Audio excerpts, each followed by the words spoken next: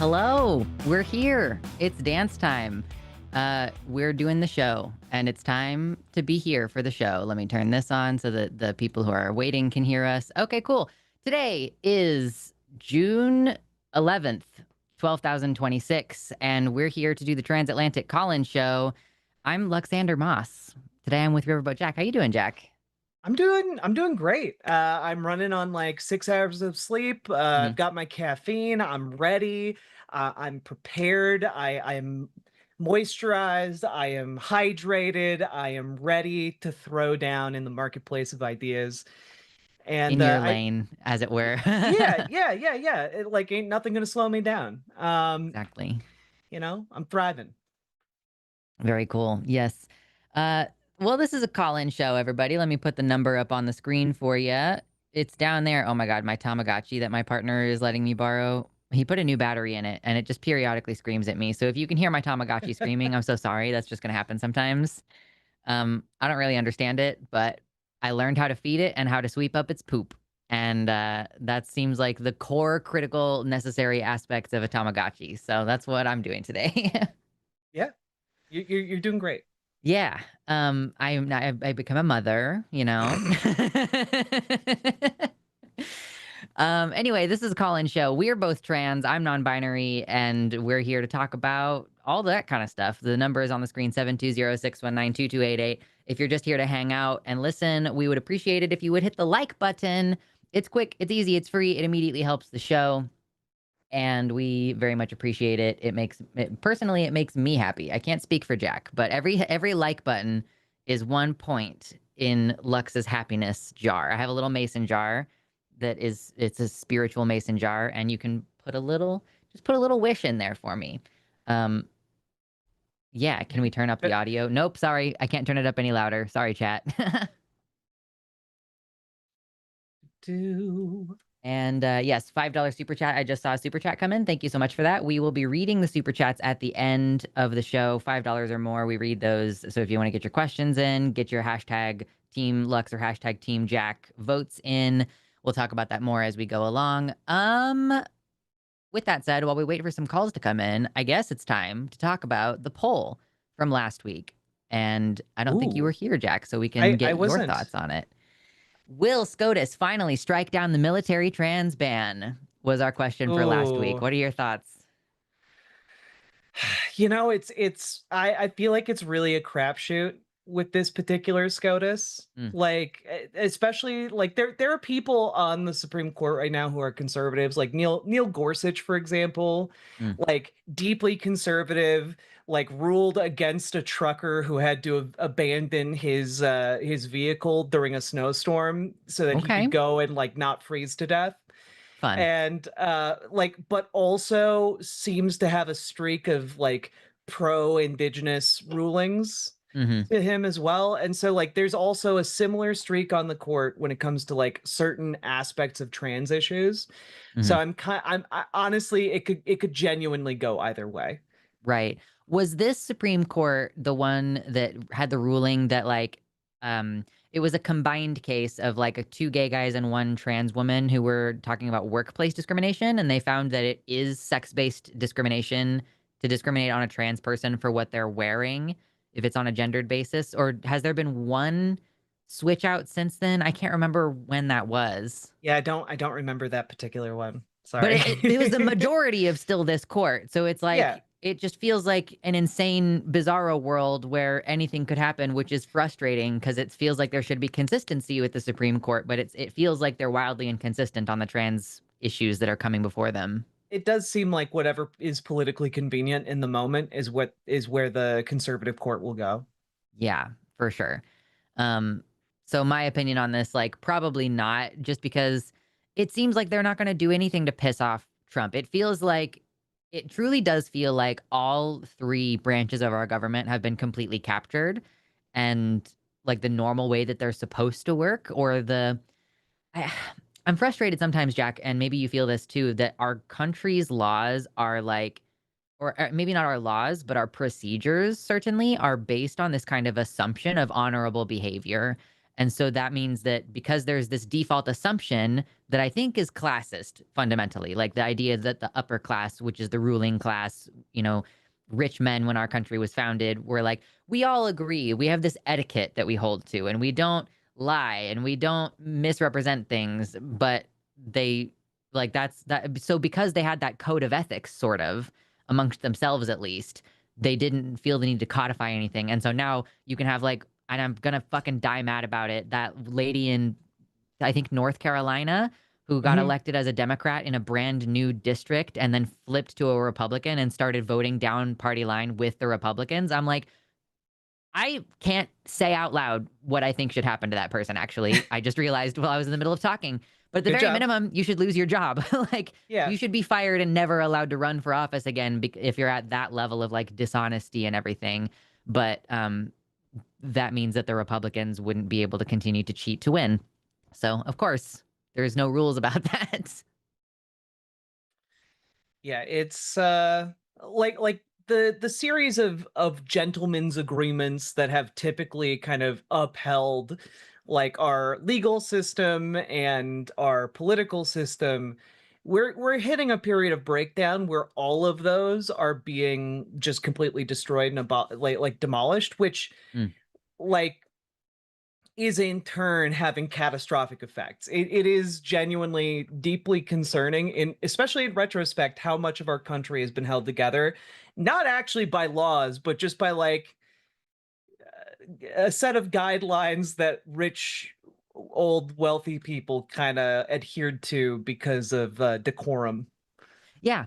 Yeah. It's just decorum, the way that people 250 years ago, like, kind of thought about it. And like, and their fucked up, like, view of decorum, not including like not having slaves or whatever. So it's not like it was even a good sensibility of ethics at the time. But yeah, there's definitely been like just a complete breakdown of our systems because of this, like these assumptions and the unspoken rules of engagement, as it were. So that's been pretty frustrating, but we don't know yet. I don't know when they're going to rule on this. I'm Yeah. honestly really tapped out right now. It's going to be a couple Are months, have or have they formally taken it up? I don't know. I think that they have put it on the, I don't know. Legitimately, like, I am crashing out, unable to pay attention to any of this stuff really. So yeah, I feel Fair. like I'm not doing my job very well at the moment. It's been I think a lot of people if they're not in like the LGBTQ community or aren't like super plugged in, don't necessarily realize that like right now in particular, like things have been bad for LGBTQ people yeah, under Trump too. Mm. But every Pride Month, conservatives use that as an excuse to become exponentially worse and more bigoted, and, like, the pressure on queer people right now is insane. It's insane, and, like, for people's mental health, like, I totally understand if people need to, like, unplug a little bit and, like, not fully have a handle on what's going on, especially if they're, in the LGBTQ plus community. Yeah. It's it's exhausting. But anyway, uh see, part of the reason why I don't talk about this stuff on my stream anymore is because every time I get to the end of a story, even if it's like, yeah, we won, I'm like, and the SCOTUS is gonna fuck us. Like, every story ends with, and this will end up at the Supreme Court, and at which point we will be screwed for like the next 2 generations. Um, so yeah. Oh my God, guess what? I found out that you can buy these cute little stickers to cover up your acne, and I have a little Oh, Monstera leaf. Isn't that so cute? that is cute. That's the level that I'm at right now. Like, I'm trying to figure out how to get my hair to hold a wave. Those are the problems that I have the capacity to deal with right now. Anyway, let's talk about this week's poll, or at least let's discuss and let's lay out this week's poll, and then we will talk about it in more detail later. I'll put up a version of this poll in the chat for you all to respond to.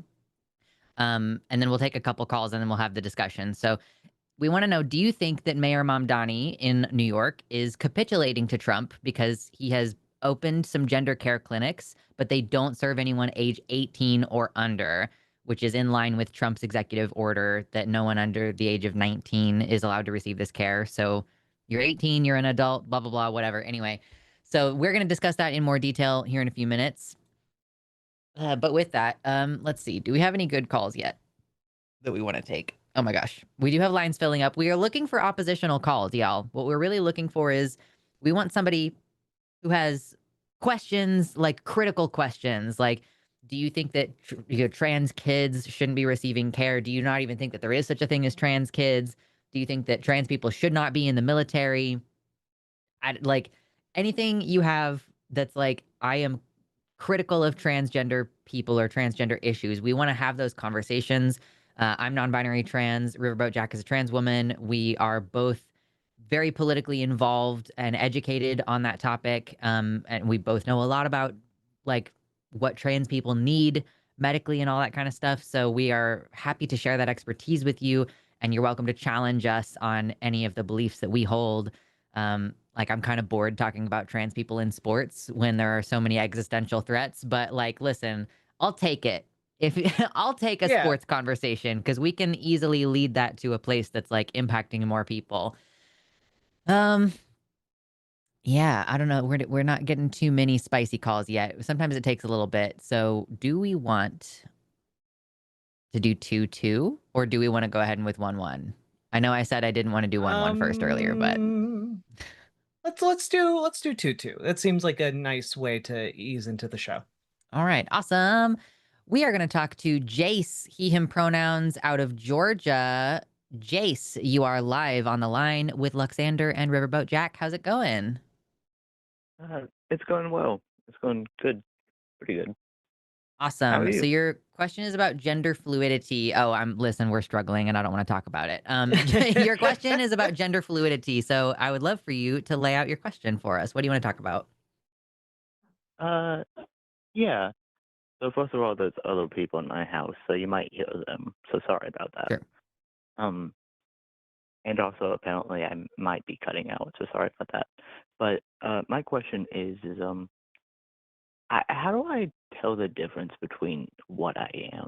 Because like I kind of am okay with being a guy most of the time, but I also really like feminine things and dressing up.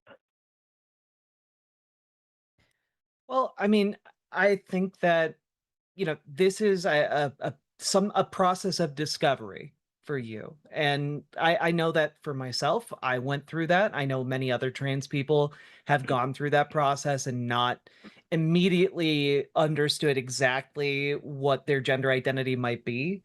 And really what it's going to come down to is questioning yourself about, is this just something you like to do, which is totally fine, or is it something that you are, which is also totally fine. Like there's no wrong answer when you are on like that kind of a journey of self-discovery. Which sounds maybe a little bit woo woo, but like that's it, you're exploring what your identity is, and there's no wrong answer. You like might come down on the fact that like maybe you're not gender fluid, maybe you are something else and you just like feminine things sometimes, and like that's okay too. Um, but it just takes kind of like for myself, I'm kind of babbling a little bit here, but like for myself, I went through a period of time where I also wasn't sure if I was binary trans or non-binary or like gender fluid. I didn't really know how to nail myself down and nail my identity down. And so I wound up just having to go through a process of both playing with my own presentation. I played with my name. I played with what pronouns I wanted to have used. And the internet makes that process, I think, a bit easier, a bit lower stakes, I think. And ultimately, I settled on being a trans woman. But I know that's not the same answer that everyone who explores their identity comes to. And so your mileage may vary on that. And it's difficult, I think, to give you direct advice because it really comes down to how you feel about it. We can't really tell you how you feel about it. Does that make sense? Yeah. Uh, can I give you some of the reasons why I think I might be transgender, and then maybe some of the reasons why I think I might just be gender fluid? I Sure. mean, it's not mutually exclusive. Like, Yeah. I don't think that those things are like you can only be one or the other, right? Like a trans person, like trans just means to me having a gender identity that is different to what you were assigned at birth or is different to what's typical for your assigned sex. So for me, anybody whose gender is like transgressive can consider themselves transgender, even if they don't undergo any physical transition, right? Like trans is short for transgender, not for transition. So even if you're like, it changes from day to day. The fact of like having that feeling of discordance is enough, in my opinion.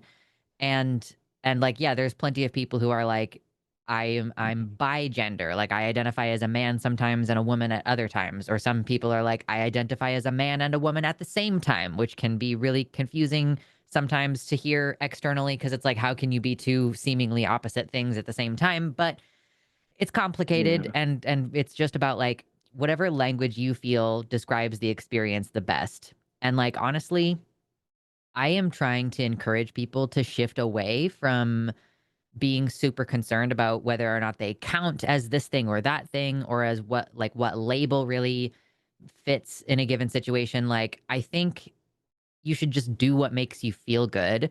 And if there's a label that feels, first of all, like it's descriptive, but more importantly, that it feels good, right? Like I'm technically bisexual, but I don't really identify as bisexual because I think that there is like a connotation of cis men and women when you say that. And I'm like, I just don't identify with it. I identify as queer.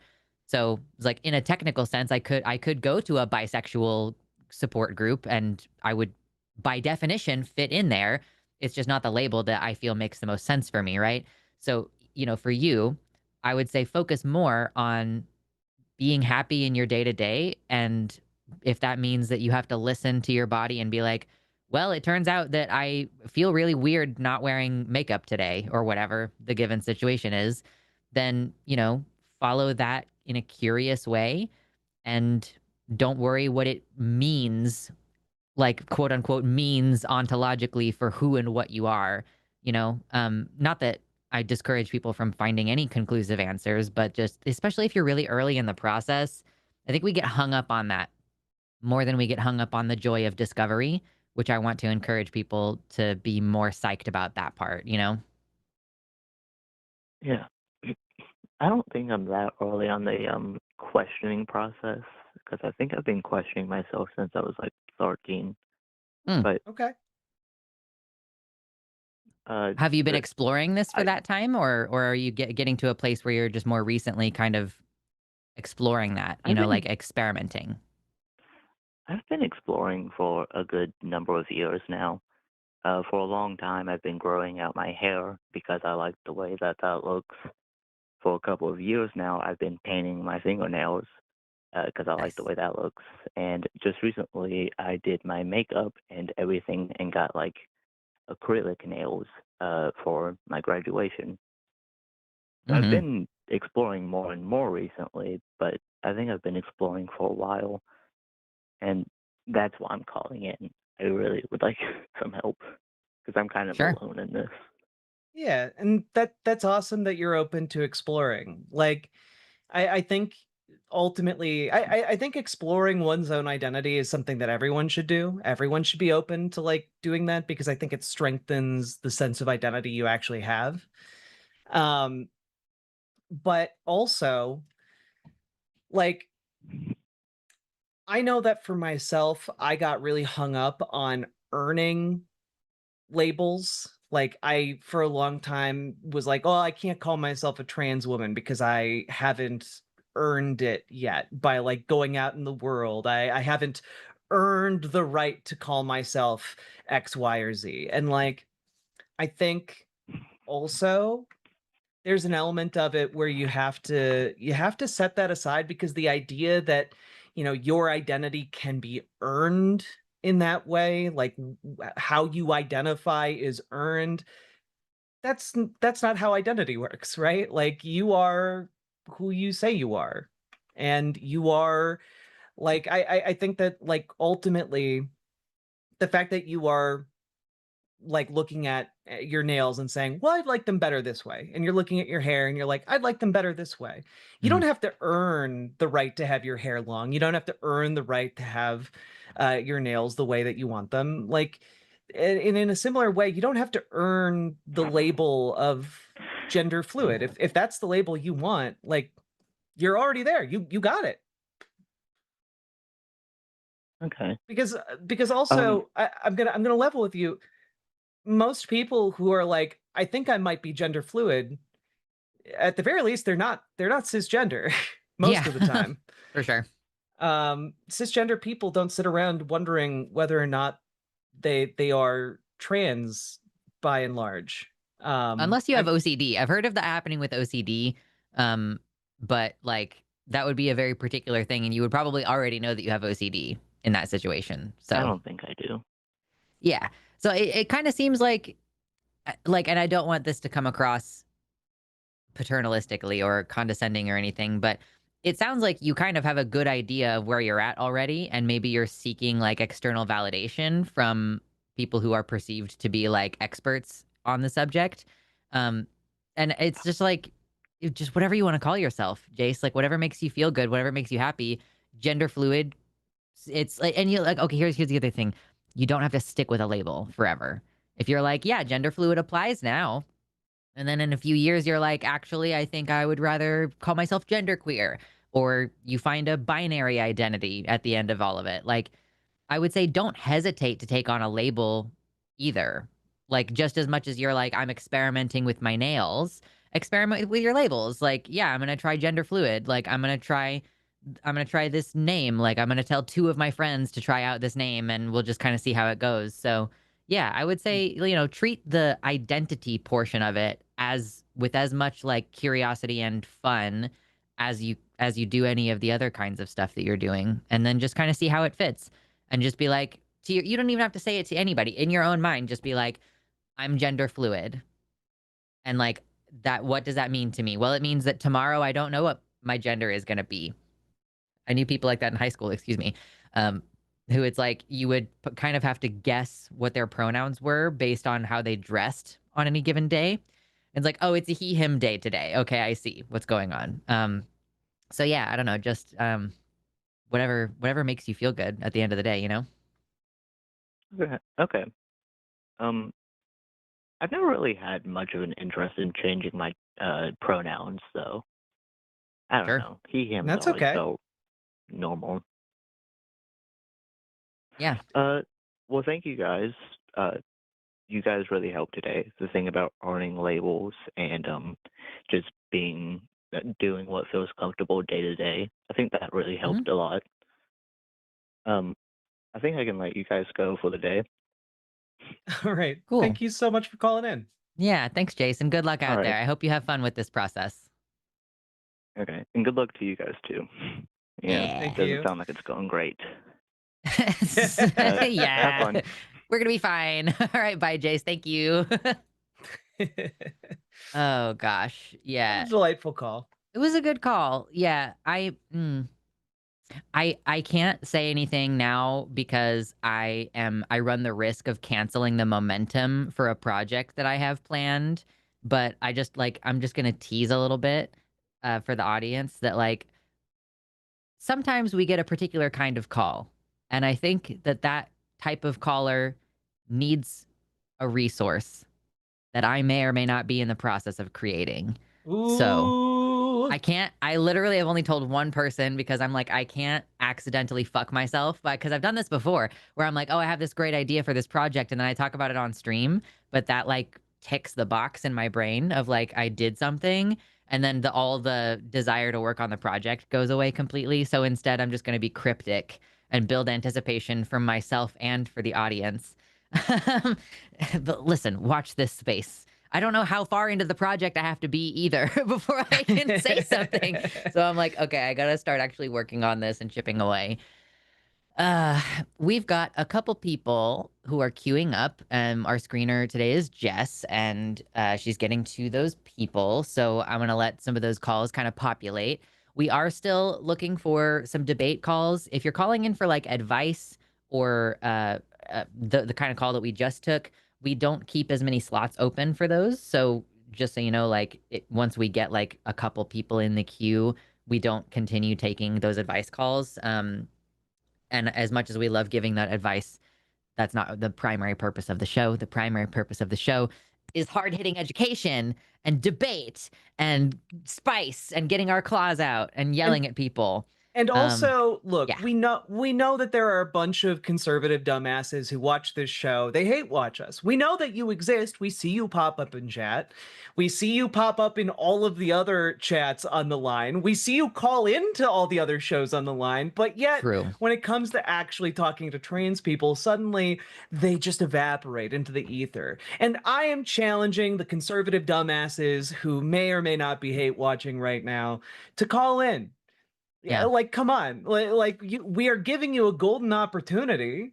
Y'all are really fast to talk about how conservatives elsewhere in the world want to throw us off of buildings. Like, come on, come on, call in, debate us in the marketplace of ideas. Listen, and I would even be willing to take like more broad pride related calls because it's pride right now. And like I was just telling Jack before we started the stream that I recently quit a local Facebook group for like my local community. I moved to Oregon and I just was like, because I know that there's plenty of conservatives here. I want to know what they're thinking. I want to know what they're talking about. And there has just been so much dumb shit about pride where they're like, it would be so creepy if I talked about how much I love having heterosexual sex all month and like, oh, you people are just rubbing your lifestyle in our faces and like just a whole bunch of people not understanding that what they're doing and saying is genocidal. It's like, so what you're saying is that I need to hide my being trans or gay. Didn't the Supreme Court just rule or refuse to take a case that would create an establishment that like you can deny gay and trans people from businesses for religious objections? Maybe I've not been paying as Me close neither. attention to the Supreme Court as I I just should. saw memes about it, and so there were people who were like, basically saying like, good, like, oh, these religious people should have the option to, and I was like, how is a person supposed to function in life? Like you realize that a bank is a private institution, and that if it's not illegal to discriminate against us, then like you don't even have to say that you're gay. Like some people have a gay voice, like gay accent. Every language has its version of the gay accent. Do you genuinely think that like it should be legal for a bank to deny you, let's say, a home loan or like to have a bank account fucking at all? And like there were people who were like, well, why don't you just start your own business and you can serve LGBT people and the Christians won't have to? And I'm like, with what fucking loan? Like, how am I supposed to get a business loan if I live in like a small rural Christian community, right? Like, we don't all have the option to move to fucking Portland, and we shouldn't have to have that expectation of like, so I'm like, you guys literally want to make all trans and queer people hide it in public. Like, you do mean I don't want to hear your gay accent. You do mean I don't want to see your fucking visible trans features in public. Like, I don't know how many of these people were bots. I mean, What the desire to call them dehumanizing things is very present, and I'm not sure whether it's okay, you know? Sorry, go ahead, what Jack. like it's also kind of a self-fulfilling prophecy, right? Because they're like, we don't want you to live in our rural communities. And so a lot of trans people go, okay, we're going to go move to the big city. And then conservatives are like, I hate big cities so much too. They're so gay. And it's like, Yeah. well, you made it impossible for us to live other places. So Yeah. this is where we got. And then there's a bunch of Republicans who are so pissed, especially in Oregon, because Oregon did used to be a much more conservative state, who are like so pissed. They're like, all these big cities are like controlling the state. And I'm like, that's how fucking democracy works. Thanks for sharing that you are against democracy and that you do actually, in fact, want us to be ruled by a tyranny of the minority out in the fucking boondocks or whatever the fuck, like out in Eastern Oregon with your singular post office in your town of 200 people. I Did you see the Mehdi Hassan Patrick Bet David appearance? I don't think so. Oh, it's so Oh, good. no. Mehdi Hassan goes on that show and just like hands Patrick's ass to him the entire time for 2.5 hours. And like Deserved. one of my favorite points is where he's talking to Patrick Bet David about like votes and like how, like Donald Trump hasn't won the popular vote, and like this idea that he has, and Patrick Bet David, like Mehdi's breaking down like the stats on voting, Mhm. and Patrick Bet David's just like, throw up the map though, and like it's the typical red rural map with like the Yeah. little blue dots on it, and Mehdi's just like, Patrick, land doesn't vote, man. Like, come on, Yeah. are we really doing this? And it's the funniest shit. I love the altered map that shows all the little dots all over the place. So it's a big empty white swaths, but then like a bunch of teeny tiny little red dots all over these rural states. And then these giant blue dots where Oh the yeah. city centers are, showing like the actual population and how they lean as far as voting goes. And yeah, it's wild how much like you grow up with the idea that democracy is an important value and then find out that like half of the country doesn't actually want that. They just want to Well, like impose their shit on other people. I feel like it's worse than that because half the country, it like doesn't understand how maps work or Mm, how numbers work, right? Like instead of just like actually learning about the thing, they just see a map that has a lot of red on it and they're like, "See, we won." And like that's it. That's it. That's the beginning and end of the thought process. Like yeah, it's not even that I think it's not even that they don't believe in democracy, it's that they receive terrible information and then they aren't curious about it at all, and yeah, instead are just like, see, I won. I saw a meme on Facebook, it means we won. yeah. Keep winning, I guess, out there. Also suck shit, Eastern Oregon. Guess what? We have the population over here and we don't want you to fuck up the state. Anyway, we're still looking for calls. 720-619-2288 is the phone number. Our lovely screener, Jess, will take your call and get your topic. We are still looking to get some more calls. We're going to be on here for another about 2.5 hours Yeah, before where are we the go MAGA to... chuds at? Where are they? Get in here. Text this screen to your dad. Like go We will go click the debate your share. dad. We will. Click the share button, and then it's gonna pop up a thing, and then there's gonna be a button that says copy the link. Okay? And I want you to click copy. And then you don't actually have to post it anywhere. I would really love it if you did, but it as far as YouTube is concerned, that counts as sharing the link. So I would love it if you did share it on your bullshit conservative local group that you're in on Facebook or your social media or whatever, or send it to, your racist uncle that you don't care about ruining your Yeah, relationship with him. get us some drunk uncles, okay? Yes. Like, get us some drunkles. At we 2 o'clock we in the afternoon. we're gonna throw down with your drunk uncle from Thanksgiving on trans issues. We are here to do that. Let's go.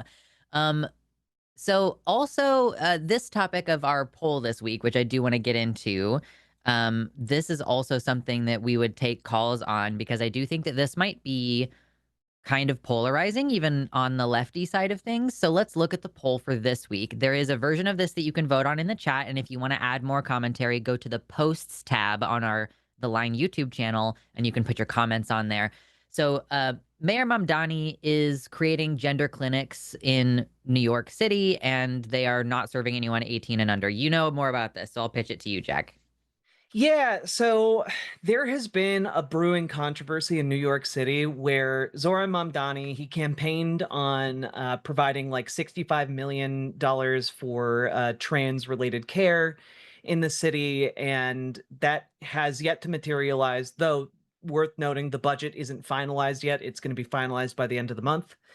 But different initiatives have been announced. For example, these gender clinics that will help trans people specifically. Mm. And one of the elements that has been really confusing about this rollout is that the clinics themselves seem like they're not going to provide care to trans youth. And this coincides with a number of different hospitals in New York City cutting off trans youth care. And despite there being like orders to resume trans youth care from like the state level, there seems to be an awful lot of fear around resuming care and potential federal backlash. And so there have been a lot of questions about Zoran Mamdani, like, are you like throwing trans kids under the bus? What is happening here? And it's confusing because there doesn't seem to be any clear answer.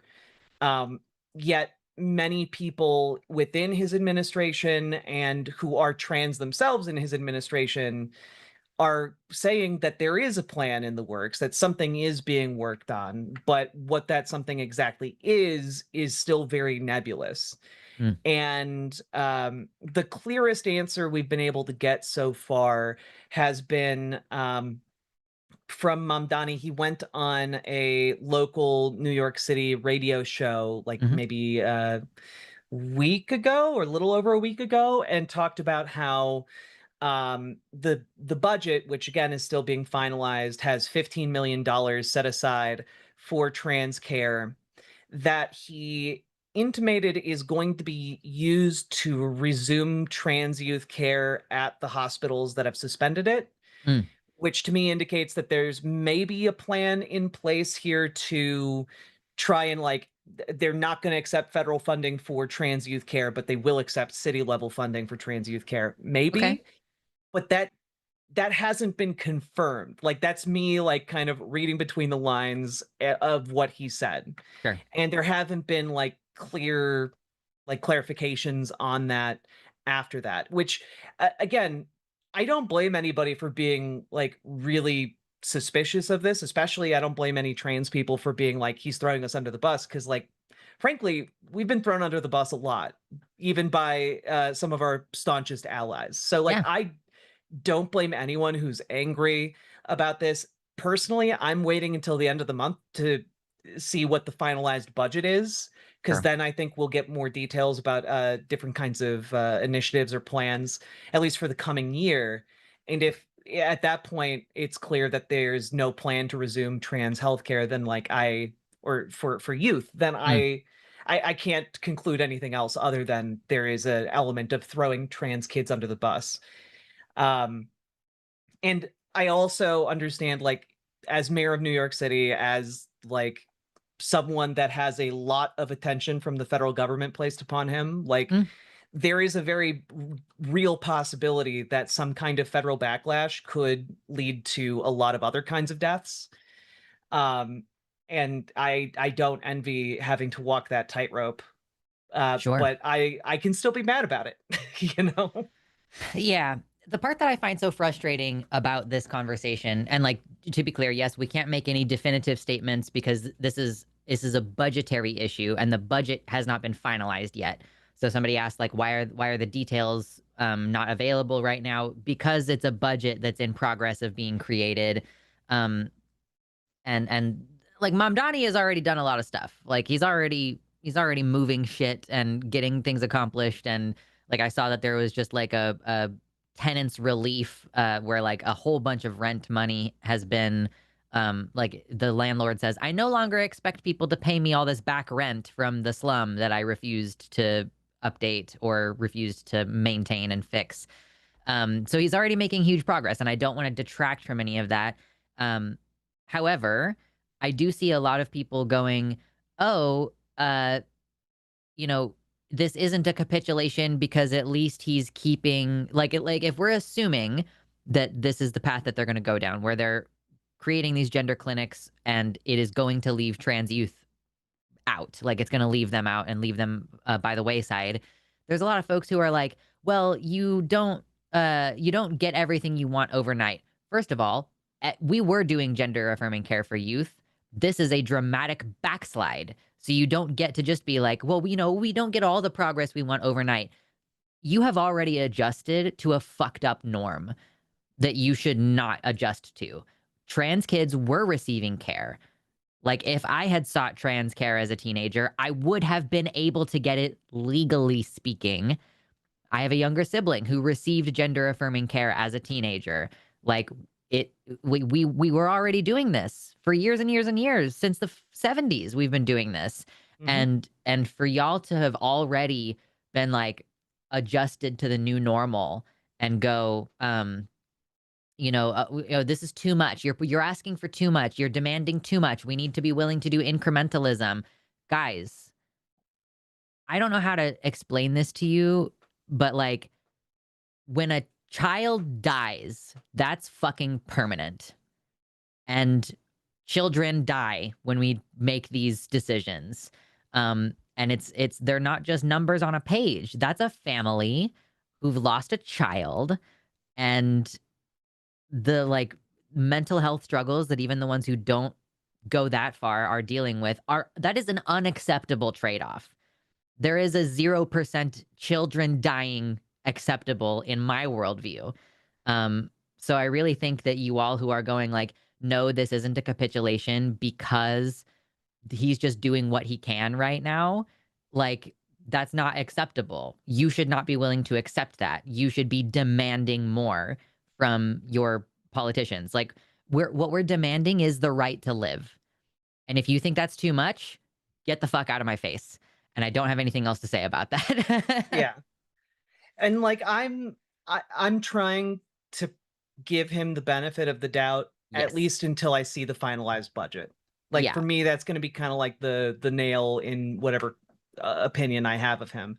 Mhm. Um, because like it is unacceptable that like trans youth care has been suspended this long, and also like I get the impression, given his stalwart support from trans people in his administration, that Mm. something must be happening. Yeah.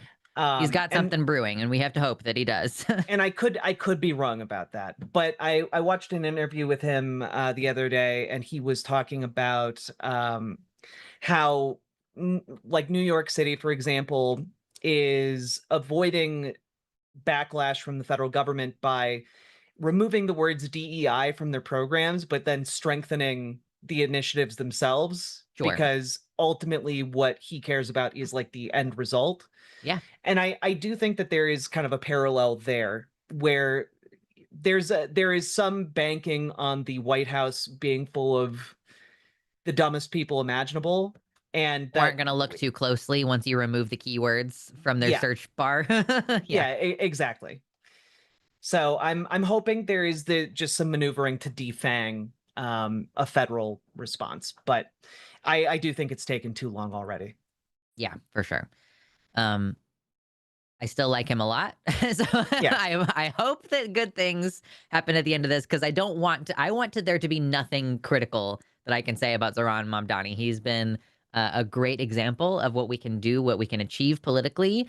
And I hope that I can continue to point to him as like that's the example that we should be following as Democrats, as democratic socialists. I'm a registered Democrat because I wanted to participate in the closed primaries here. But yeah, so anyway, let's get off of this and go back to this page, which is just our beautiful faces. Hello. We are still taking calls, y'all. If you have an opinion about this Mamdani thing, about children receiving access to gender affirming care, we would love to have those conversations. If you're here and you have not yet hit the like button, please click the like button. That would make me happy, and it would tell everybody on YouTube that they should come watch this stream, help us get some more calls in here. Basically, every time you touch the screen, type in a chat or whatever, it tells YouTube to show this to more people. So please do. That's like the quick, easy, supportive thing that you can do to help us on the channel. We're getting so close to 200,000 subscribers. Oh, Yo, so if you're not already subscribed, do that and share us out. If there's a cool video that got uploaded this week that you really liked on our channel, shout out to Arden for batching all of that work before she's out for the month. So yeah, share out the content, tell more people. We are trying to change things in the world, okay? I've had a couple conversations about trying to establish like professional relationship with Progressive Victory, because Jack, you've worked with them, I've worked with them, yeah. Josie works with them. Um, so we want to get trans people elected. We want to get leftists elected. We want to get democratic socialists elected. And so the more you support us, the more we can have influence on public opinion If you want us to do more and expand our operations more, you can check out patreon.com/calltheline. You get access to some private things that we do. We have LineCon online that happens like about once a month, or sometimes we do 2 in 1 month because we missed one. But yeah, support us in whatever way feels appropriate. We appreciate it. And don't forget, we're still taking calls for another couple hours at 720-619-2288. Thank you so much. And with that, I think that we should go ahead and take this call. Let's do it. That's the number one on the list. Okay. We're going to talk to B, he, him pronouns from Virginia, who wants to talk about trans literature. B, you are live on the line with Luxander and Riverboat Jack. How's it going? Do you mind if I briefly make a comment on that Mondani thing? Yeah, go for it. My gut reaction is to go, well, halfway is better than nothing. But no, this is people's lives. Fuck that. No compromise. That's my stance. Agree. Yeah, we appreciate that. Okay. So yeah, go ahead and launch into it. What did you want to talk about today? Okay. Would you like me to argue in good faith? Always. Always, yeah. That's the number one thing I want. Right. I guess I gotta ask a question. What does good faith mean to you? From a place that reflects your honest opinion and position? Yeah. Like that's the main thing is, yeah. Do you really mean this? And does it really matter to you? And do you believe in the arguments that you're making? Because you could genuinely believe in something and be making an argument that you don't really believe in. So yeah, basically. Yes, I 100%. My problem is I want the same exact thing when I go and read what someone else has written. Do you mind if I give you an example of what I'm talking about? Sure. Please. Go for it. Okay. Back in the day, I attended a special program. It doesn't really matter what it was. And the bus driver was very insistent the substance he referred to as coral calcium was a panacea, and would constantly preach the panacea and how everything could be solved with coral calcium. I don't believe that there is such a thing as a panacea, but I'm pretty sure that she believed that, because years later we'd find out she died of renal failure from having taken stuff to treat some breast cancer. Okay. So when I read a book and there's outrageous claims being made, and I ask the question, okay, I think your claims are outrageous, but do you actually believe what you're saying? And rather than get the answer of yes or no, I get, yeah, but it's cool though, or it makes a good story or whatever. And they're just going out preaching the idea that this is an okay thing to do. And I don't know why that bothers me so much. So, but I guess my question is, in this example, when you are reading these stories, are they works of fiction or are they works of nonfiction?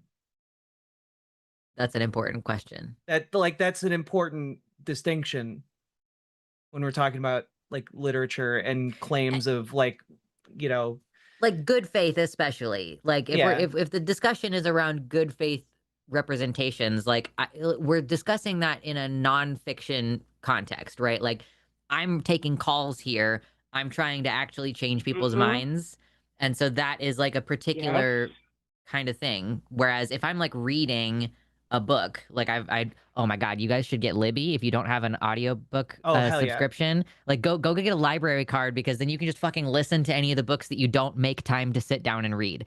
But it's like, yeah, like I'm reading a book and I'm like, I understand that the author might be representing their own morals and opinions through the writing, or they could be expressing or like exploring through certain points of view views that don't represent what the author thinks, and maybe they're making a criticism, or maybe they're just allowing there to be flawed representation in their characters. So yeah, I do not apply the same standards to fiction. Yeah, like I have a different standard for like argument in good faith when it Yeah. comes to King Leopold's Ghost, an excellent overview of the genocide in the Belgian Congo, versus, Brandon Sanderson's Mistborn, because I know that people can't use metal reactions to fly through the sky within their own body. Like I know that that's not a thing that people can do, so I suspend my disbelief to enjoy a work of fiction. Whereas Yeah. with King Leopold's Ghost, that's something that actually happened, and it would matter a great deal to me if I found out that the author was making the claims about the historicity of the Belgian Congo from a place of bad faith. That would be a big distinction. Mm. Okay. I've never heard of either of those books you mentioned. And I'll be upfront. Yes, I am talking about fiction, just flat out. But if I understand what you said correctly, this Mistborn series, the world of the Mistborn has some form of magic, wherein using a metal reaction inside the body, someone can fly. Did I understand that correctly? Yeah, there's a wide variety. It's a really fun book where different people have Okay. the ability to metabolize metals in ways that give them different powers, and they use this to navigate a society that has been taken over by an immortal emperor for like the last 1,000 years or so. And it's pretty cool. I recommend it. The Mistborn trilogy, very good. Also, highly recommend King Leopold's Ghost. Very important work on colonialism in Africa. Okay. Um, I guess to use your Mistborn as an example, can I assume that flight isn't the only power? Yeah, there are different Okay, manipulations and of cool. reality as a So result. it's effectively the hypothetical of, okay, we have a group of humans or sapient life forms with a certain social structure. Some of them have powers. How would these human slash sapient life forms realistically use this? And yes, that sounds like a wonderful story. It's very fun. If you write a what? It's very fun. It's quite a popular work of Right, fiction. right. But to get back to what I was talking about, okay, I'm not just talking about trans fiction.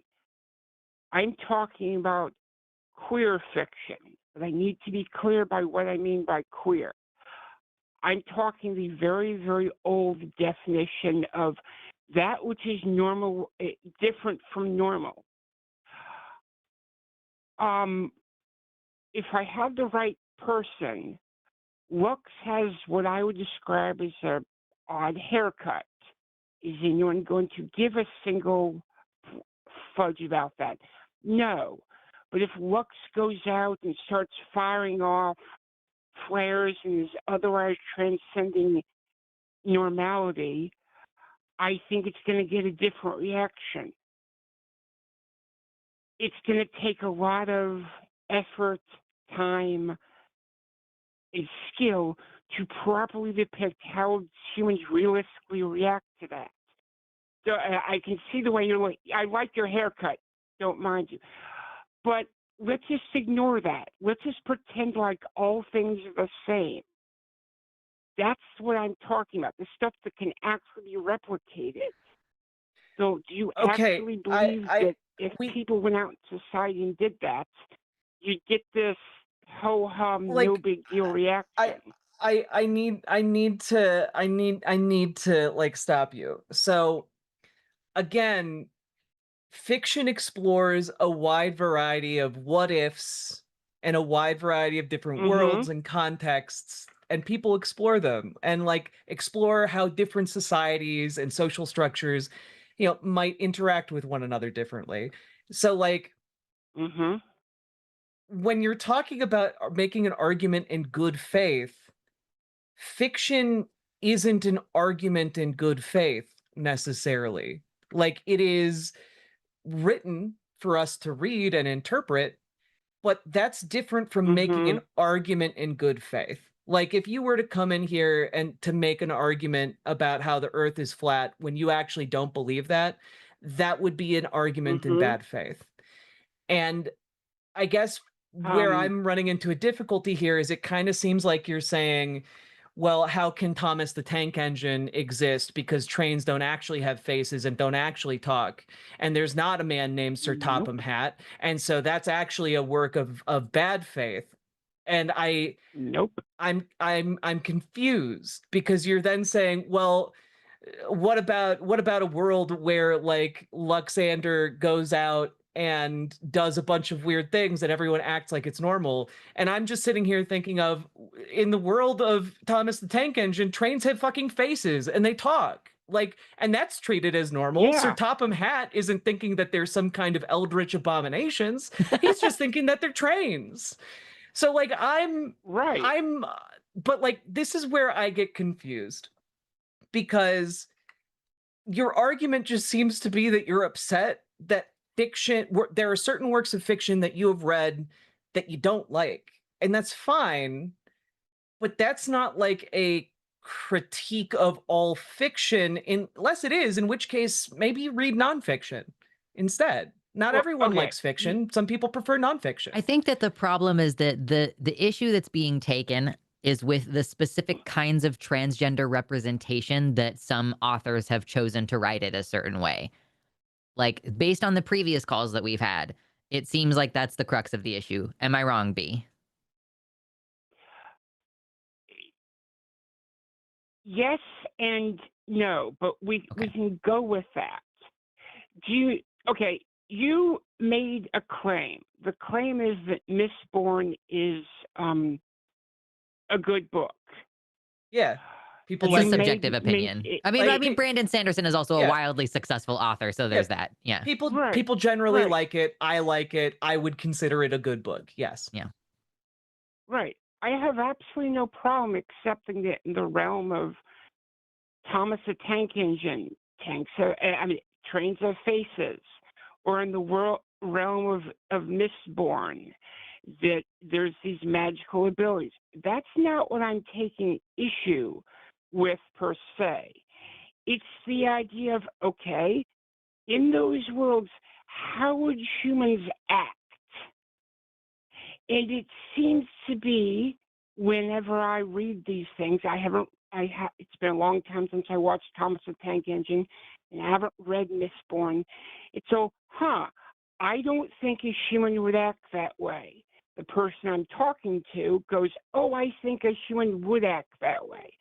Oh, we've both made a claim. I will back mine up with, what is that triangle thing? With human psychology, human history, sociology, history, and it's like, oh, there's an internal reason, narrative tropes. That's what I'm talking about. That's just a critique of a book. You're just describing the process of having a critique of character decisions in a work of fiction. That's not unique. Yes, I am. That's not unique to trans literature. I never said it was.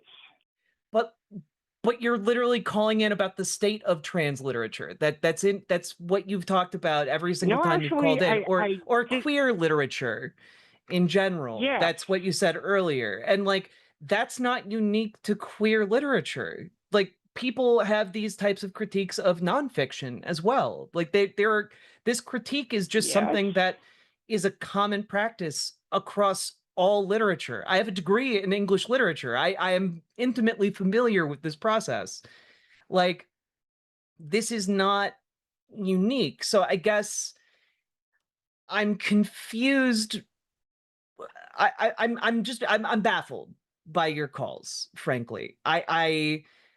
Your argument just seems to be, you have recurring disagreements and recurring critiques of trans literature, but like you're entitled to your opinion on any book or That is work not how it you comes read. across.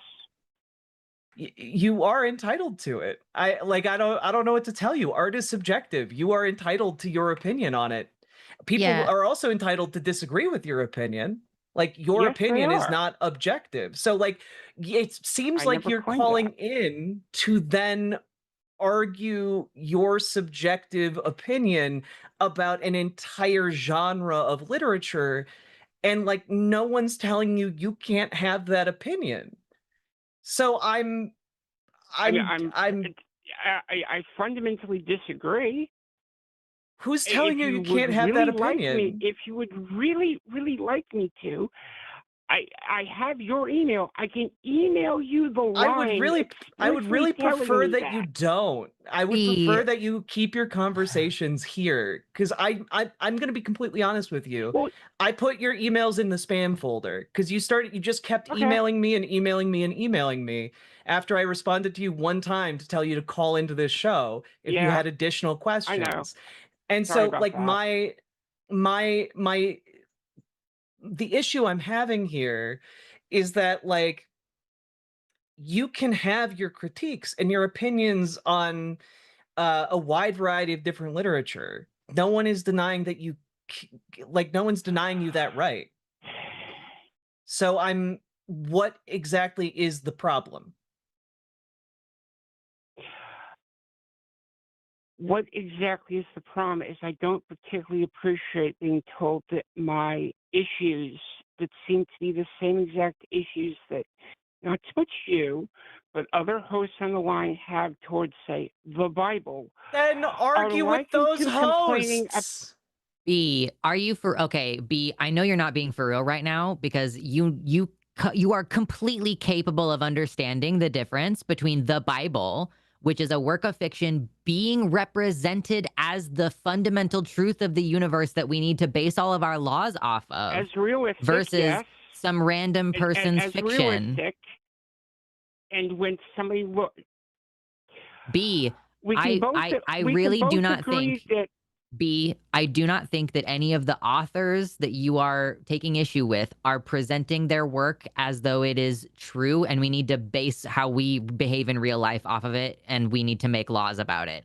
You know that there's a no, difference. they're not. I will fundamentally agree with you that no. Right.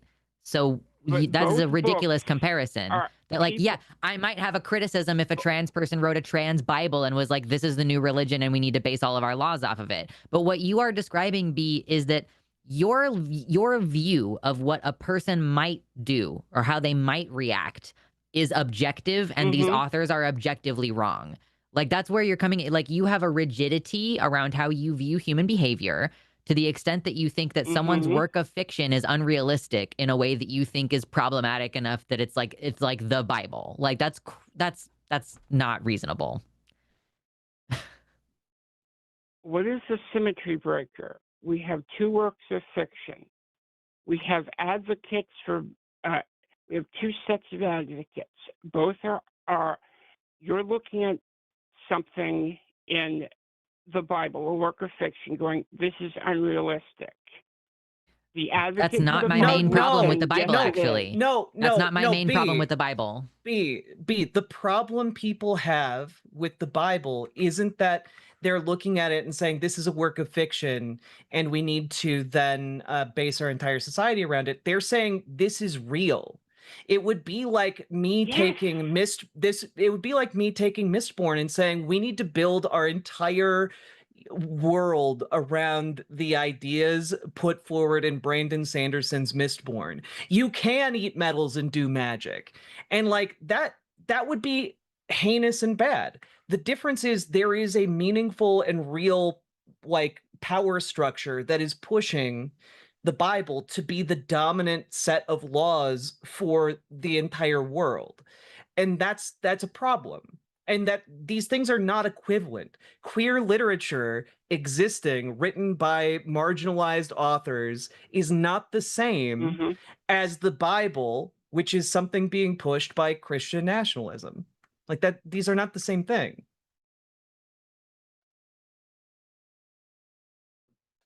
Well, I will accept that nobody wants to advocate on the same level as the Bible. All I'm I think saying is it seems like there is a double I look at a work of fiction, go, hey, I think this is unrealistic. If the ultimate answer is, hey, it happened in this book merely to serve the narrative, that is actually fine with me. It's just the pointless argument of, oh, there's an internal reason. Okay, what's the internal reason? Narrative tropes. It seems like it's regarded as a golden calf, to use a biblical reference. The whole, you cannot critique it. How dare you? Yeah, okay, because okay, you're like, this is an unreasonable conversation because you are making it an unreasonable conversation. You're the You're one taking bringing this to us. when trans people write trans fiction, they are clearly trying to engage in, they're trying to create a world where they can either work out their issues or they're engaging in a Yes. fantasy where people react in a different way to how they react now. But your inability to imagine character motivations, like your inability to imagine that people would see my haircut and basically what you're saying is like, if I was doing something weird in public, people would think it's even weirder because of my haircut. But there's a No. I'm saying they're both.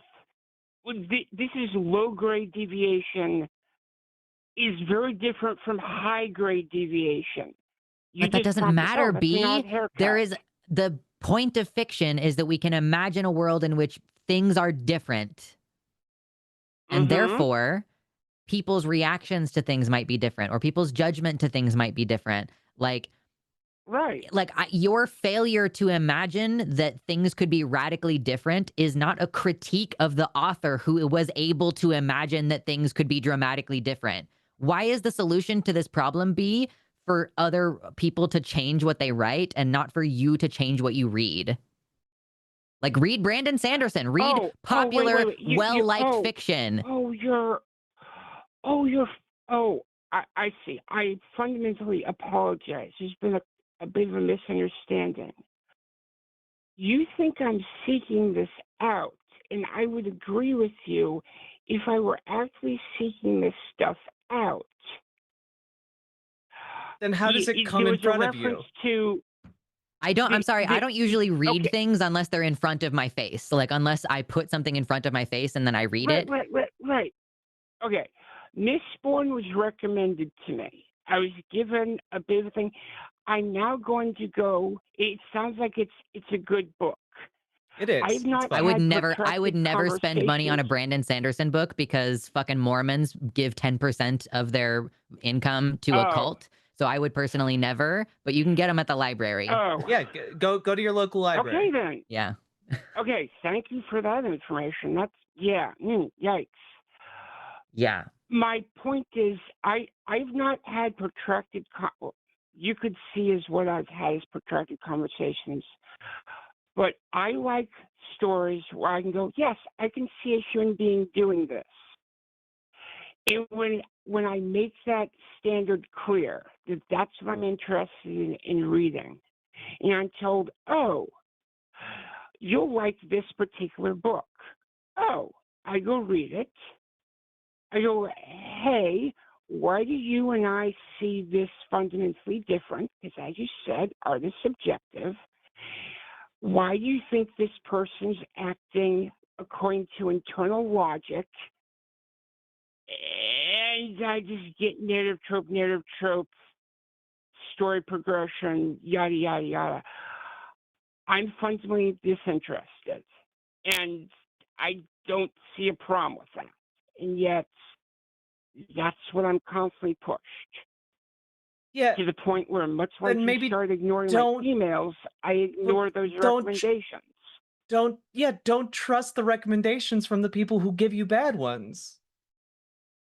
Like, this doesn't seem like a problem you need to call in about, I guess. I'm confused where your position is coming from, other than okay, don't accept recommendations from a person who clearly doesn't understand the kind of books you might like. Are you saying that the person who recommended something to you failed to explain the character motivations, or did you have a conversation with the author? I've had both. Okay, because I mean, Different, obviously, different, like different a reader is situations. a reader is going to have perhaps a different interpretation than what the author intended, or like is not going to be able to adequately explain the internal motivations. Because and like sometimes that's a feature of just like I don't want to say bad writing, but like amateur writing, like poorly developed writing skills, because you as the author have an idea of what Mm, all of your characters' internal motivations are, but it is sometimes a mm-hmm. failure of the writing where you don't include enough information because you feel like it's implied by because you're reading your own book and you're reading it with the context in your own mind. And that's why it's good to have another reader who's like, what was the reason why this person did this? And you feel like it's obvious, but it Mm-hmm. wasn't in the text, right? So it could just be that, I mean, and like trans authors are on the whole not like highly published. So you could be just in that space of like, this is all amateur writing or like not very professional or like they don't have an editorial team or whatever to kind of hone the ideas. So like maybe you're just like being recommended amateur stuff and like that's not for you and that's fine. Like there's not anything wrong with just being like I don't enjoy this or even I didn't understand this character's motivations or like this was less clear in the text for me. Um but like for you to call us about it multiple times and to be emailing Jack about it multiple times. I'm like I just literally just Again, go sorry. fucking read something else. Yeah, like I guess I don't understand how this connects with what we talk about here on the Transatlantic Call-In Show, and we haven't even tackled the other part of what you were calling in about how you feel most queer fiction is AI written slop. Yeah. I like I don't think anybody here is like supports AI use or would claim that AI can write great books. Yeah. So like I don't know who you're taking umbrage with.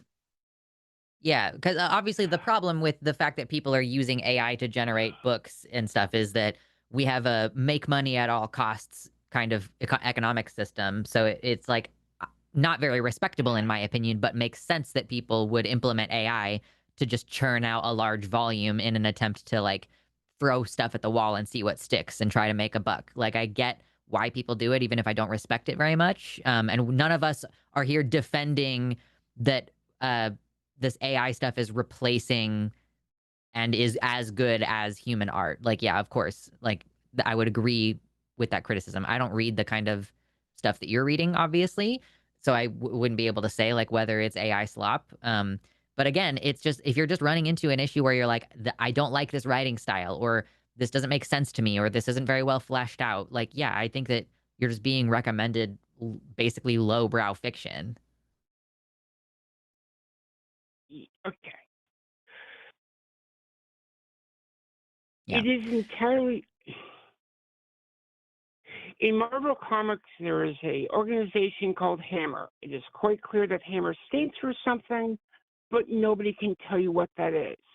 Mm. It would be, what I'm running into would be analogous to say, "Oh, I know what Hammer stands for. I know what Hammer stands for. What's Hammer stand for? I don't know." Then why did you just waste my time? If Hammer doesn't stand for something, please just be open and honest with me.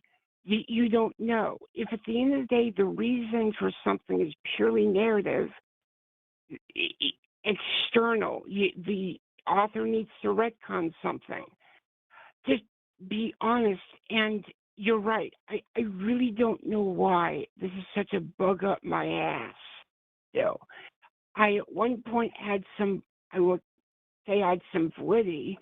I was having to at work deal with people who are reading these novels, going out recreating them, and ending up needing a legal consultant to try to get them off from the crime they have committed because, well, the book said a thing. But I I left mean, that job for that you just sound like you're describing delusional behavior. Like, and that's not limited to any one group of people. Like that can happen to Nope. anybody. I mean, and is it the Nope. fault of fiction? Like Yeah, I'm reading a fiction about a murder and then I go commit a murder. Is it the author's fault that I committed the murder? Like, I don't know. B, I'm sorry. This has been a really long and frustrating conversation. And if I'm being completely real Yeah. with you, I've hated Sorry. every moment of it. And I am not going to take your call again if Sorry. you call about trans literature again in the future. Because it just feels like we're going around in Yeah. I'm. circles. Yeah. Yeah. Sorry for wasting your time. Yeah, I'm sorry that this is bothering you so much, but I hope that you can find a way around it. and stop taking your friends' recommendations Yeah, on books they to read. clearly don't know what kind of books you like. So yeah, for sure. Okay, thank you, And B. go read Bye. King Leopold's Ghost. Yeah, okay. I can't handle any more of that. God, if I read King Leopold's Ghost and I was just like, time to go do some African colonialism, like that, like I don't know. What a world that would What a be in. world. What a Oh world. boy. Well, thank you everybody for hanging out through that call. I'm sorry if you hated it. We're gonna move on to another one. Take a little breath, collect ourselves, because we have a live one in the chat, in the queue waiting. We are going to speak to Jesse, he, him pronouns out of Australia. Jesse, you are live on TACIS with Riverboat Jack and Luxander. How are you? Can you hear us? G'day, Jesse. Yes, I'm doing well. How's my audio? Sounding great. good. All right. Your All right, topic cool. is about trans women in women's spaces. Go ahead and lay it out for us. When we hear about this topic in politics, when it comes to obviously one side saying we need to use gender identity as stated by a person, the other side says no, we need to use sex as determined by the person's body. This is what determines who a woman is and who gets to go into some sort of women's spaces, whether it's public amenities or sports or whatever. Mhm. There are a large number of downsides or harms that are claimed by the trans advocacy position, and I find them to be pretty exaggerated. A small number of them are just not true. Like what? So it's claimed that, for instance, discerning between a female person and, well, not a female person, if in the case where entry to these spaces is determined by sex, it is claimed that this will be extremely intrusive and harmful to female people in general, as well as excluding trans women. And the harm basically stated is that it will be too intrusive on the privacy of women in order to know who to properly exclude. Yeah, how would you collect information about someone's biological sex in a way that's not invasive of their privacy?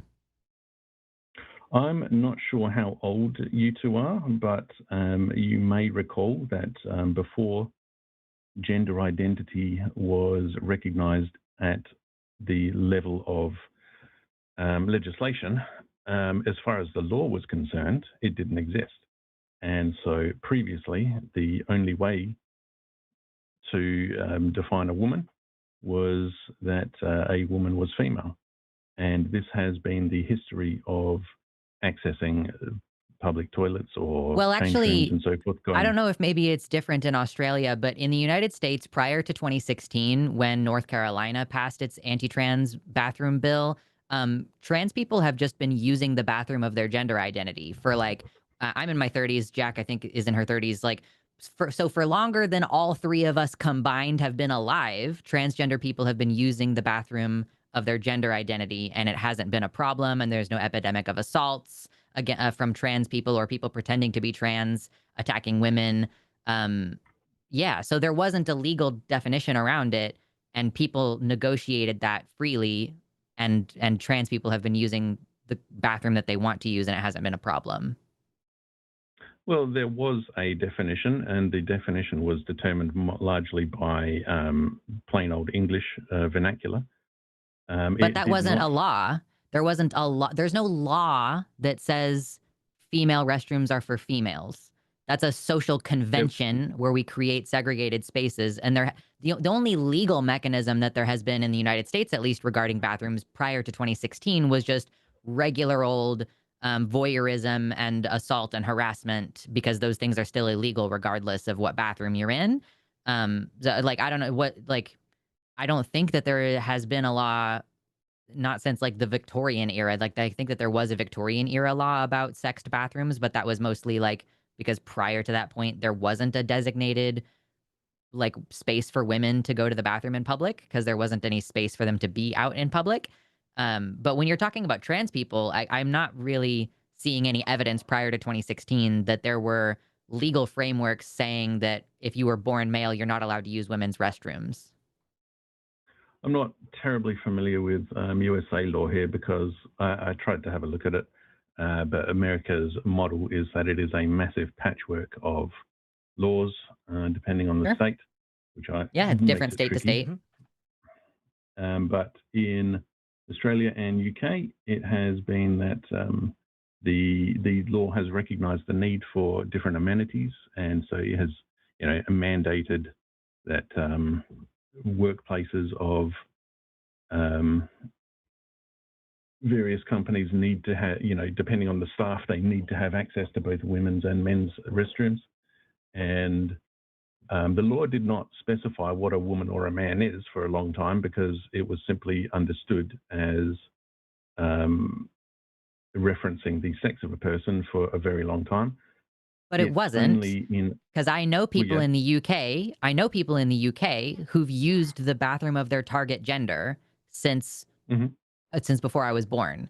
So it was clearly not defined on a social understanding of sex. It was clearly predicated on a social understanding of gender, i.e., woman in the woman's bathroom, regardless of her assigned sex at birth.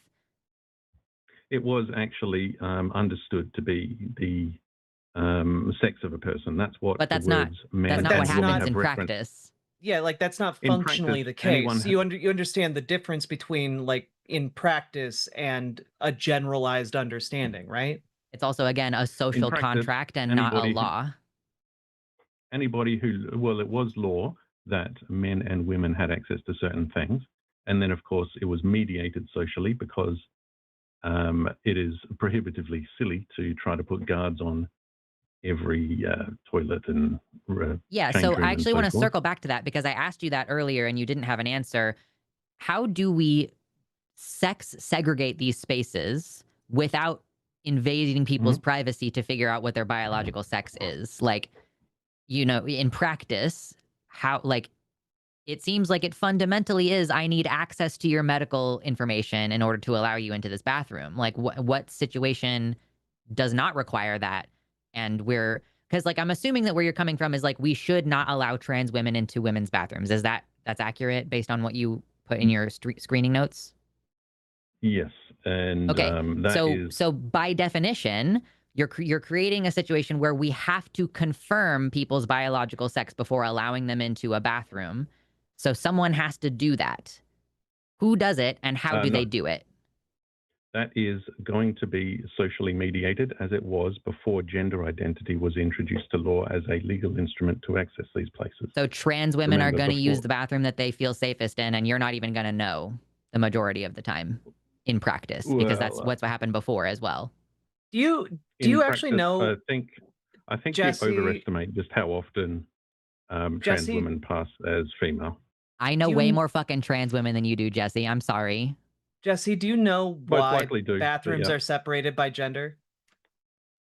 Yes, it is. It goes way back to the entry of women into the workplace, and there was the so-called bladder leash, where women could not really work far from their home because if they did, they would have to, go to the toilet in a space dominated by men, which meant not having privacy, and there was, harassment and all that sort of thing as well. And the feeling of why were they safety expected and to go use the bathroom at their home? Because it's not so much that they were expected to, but in practice, that's what it worked out to, because it was too stressful in many cases to use the general toilets available to men. And what, like, I want to know if you know where that idea comes from. Idea? Well, it Yeah. comes from the actual statistics of, safety and voyeurism and harassment and sexual assault and so forth, where No. the statistics It- show that there is a massive lean towards men being the perpetrator and women being the victim of those types of crimes. Now, I can't speak to other countries, but in the United States, there weren't laws around gendered bathrooms until the 1920s, about 100 years ago. And those laws are predicated on an ideology that was spread in the 1800s called the separate spheres. And the separate spheres idea is that the proper sphere for men is in public and the proper sphere for women is in the home.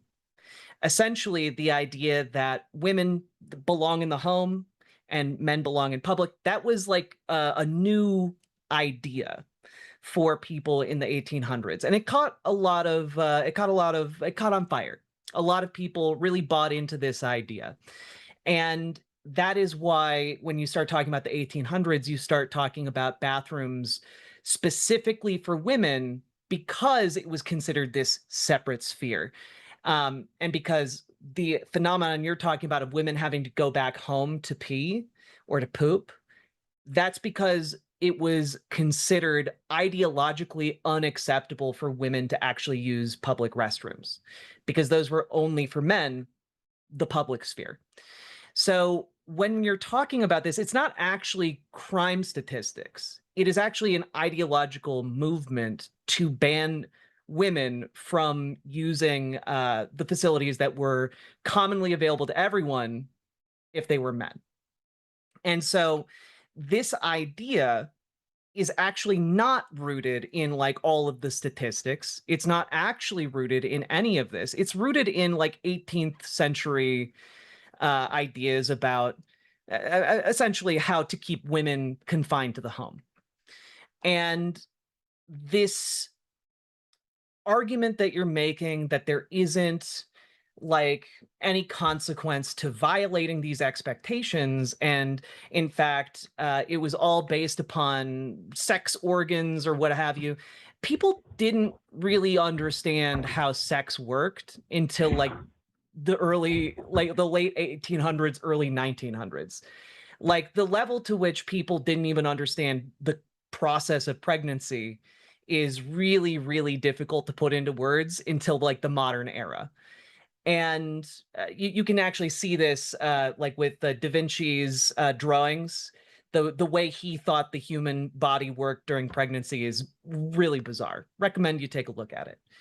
But when you start looking at the consequences of violating this commonly accepted idea that you've referenced numerous times throughout this conversation so far, the consequences of violating that idea have traditionally been the very violent statistics that you are referencing, which is actually like being supported by the dominant culture. Like the dominant culture and the dominant cultural idea is effectively, if somebody exists outside of a perceived acceptable sphere, they're fair game to assault, etc., because you're trying to put them back into their acceptable position, right? Which is why you also have stories coming out of the UK following their Supreme Court decision about bathrooms, where gender nonconforming women are the most likely group of people to be assaulted or to have to expose themselves to prove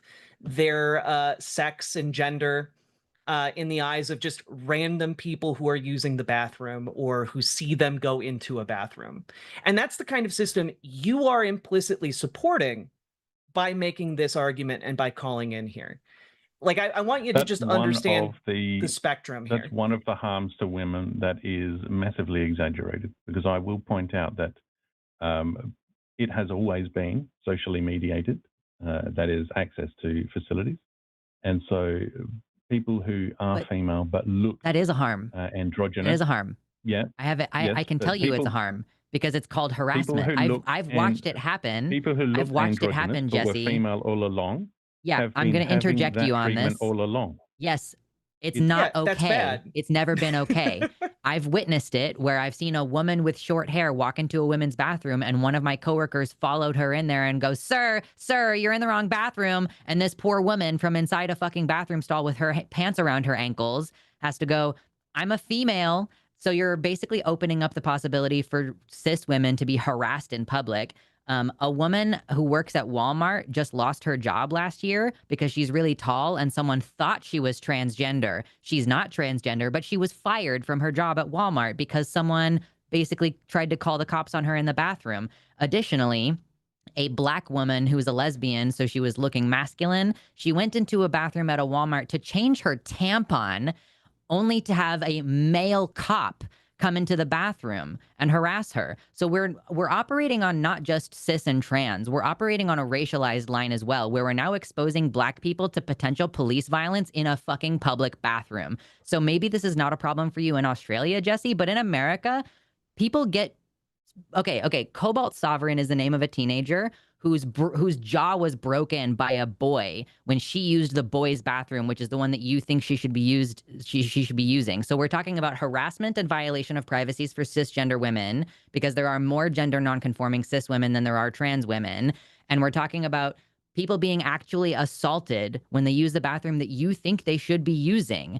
So there is a real tangible physical safety element. Nex Benedict was a trans masculine teenager in Oklahoma who fucking died after being beat up in the girls' bathroom, the bathroom you think he should be using. And he's dead now.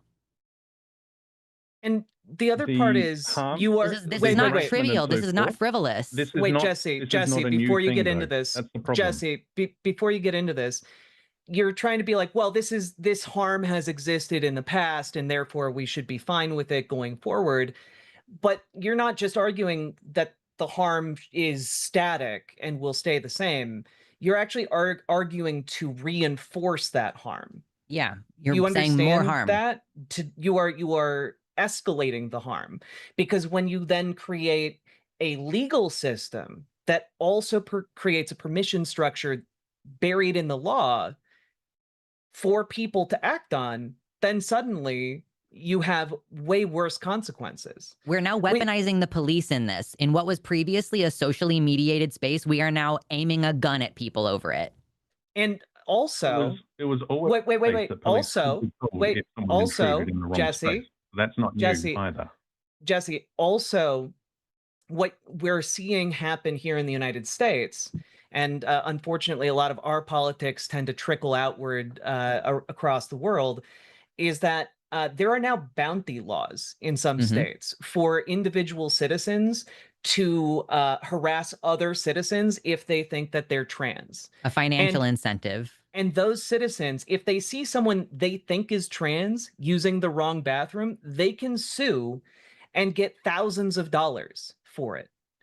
And America is basically a shithole country at the moment with Trump in charge. But the thing is, you're also advocating for Australia to be a shithole country. You're saying, well, these laws are actually pretty good. And the reality is they're not. They are reinforcing the harm of exceptions granted to trans women. These are recent things. You are we can reinforcing go back to the harm, before. Jesse. You are reinforcing the harm that previously was not backed up by law. By reinforcing it with the law, you are just institutionalizing the harm from purely the ideological sphere that was, again, how do you informally enforce this? By individual citizens assaulting others. By social perception. No, but that's the way it's always been. Jesse, even though the please law listen. was Jesse, please listen to me. For female people, Jesse, it was always mediated.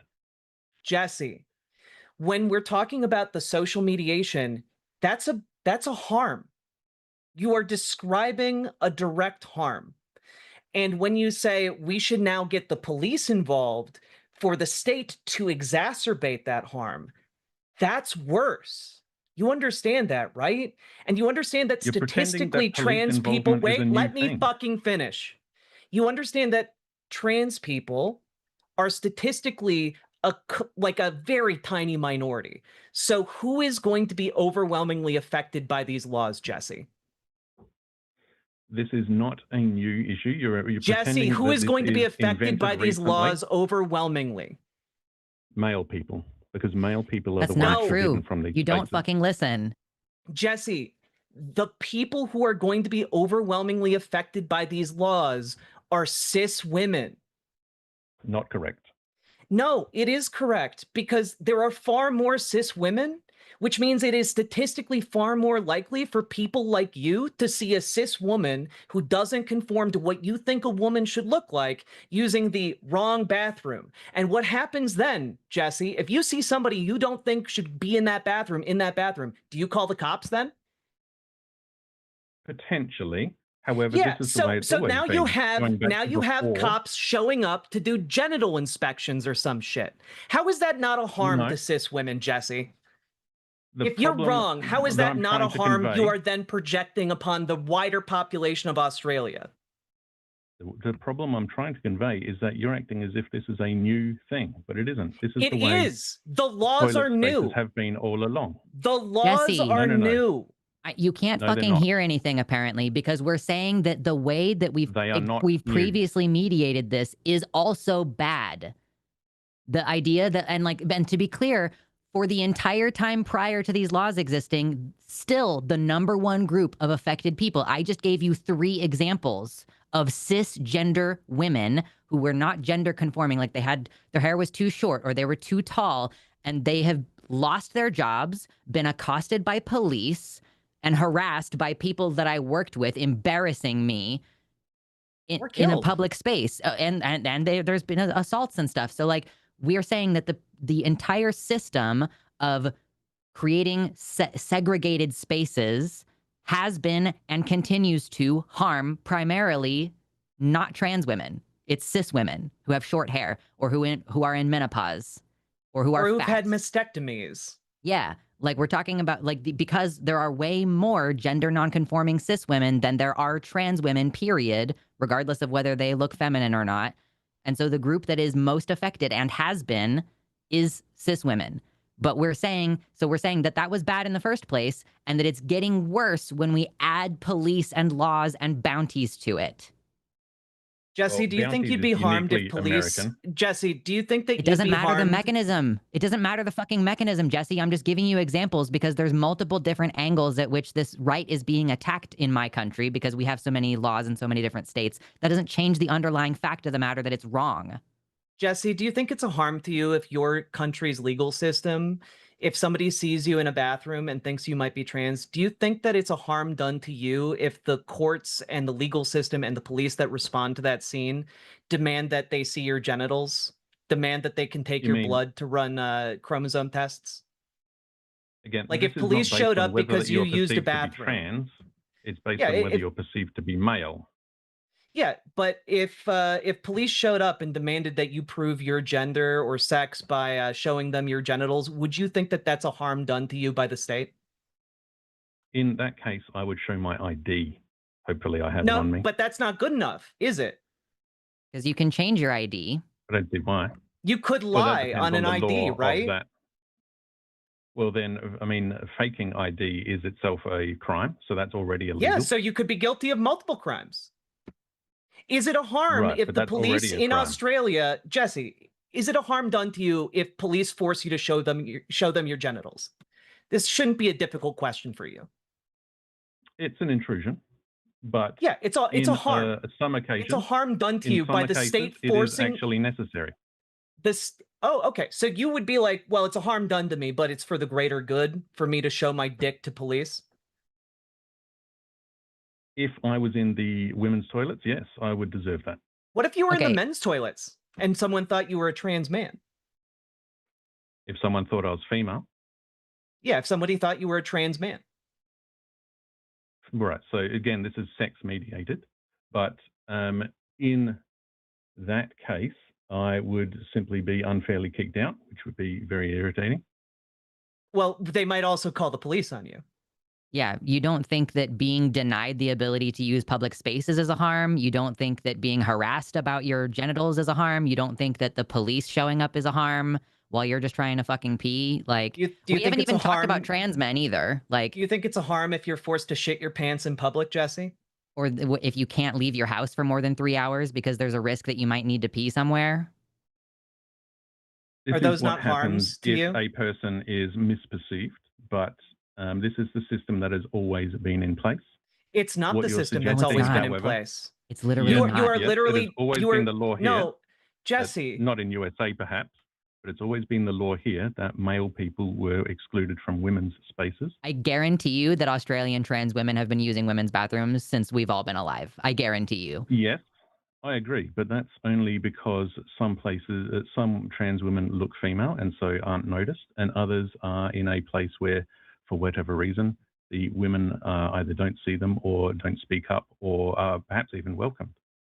Yeah, But because it's not the a law fucking has always problem. been So the here's case. here's a really interesting element, Jesse, that we haven't touched on. I'm glad that Riverboat Jack brought up transgender men, because transgender men under the system that you want are legally required to use the female restroom. So you Not are quite, creating a no. situation. What the fuck are you talking about? It's sex The mediated. So someone who's yes, born female, recommendations by so the someone who's born EHRC female actually who state transitions to a male is legally required to use the female restroom. no, the protection is on the women's space primarily thanks to sexual dimorphism. The recommendation from, I think it was the EHRC. Wait, I'm sorry. actually Do you think stated that in men UK don't do you think men don't get sexually assaulted? Of course they do. Yeah. So Right, but the preponderance is the wait, other way wait. around. I have a Men- question. I have a clarifying men- question. I have a clarifying question because I don't know how the deal is in Australia. Are you saying that bathrooms are not actually mediated by sex? That it's only women's bathrooms that are mediated by sex? They are by default because when a space is created specifically for women, obviously that left the other spaces as men. But Wait, the is that protection not or the is that not need like a is not as huge blow serious. to men's rights that women have protected spaces but men don't? Is that not like a Well, huge they are. discrepancy in treatment under the law? They are actually protected spaces. It's just that the need is not so strong there. So there has been guidance released What where need? What are you talking about? Why is need it for why is safety, it protection acceptable from for a intrusion. trans man? Why is it acceptable for a trans man to violate the sex mediated space and use the men's bathroom, but it's not okay for a trans woman to do it? Because men are not in threat by female intrusion. Not generally. There may be, there are occasional people But who have trans perhaps women are trauma. not trans women do not have the same rates of crime that men do. So you're not actually Yes, they do. protecting. No, they don't. Oh, fucking! I'm actually go fuck yourself.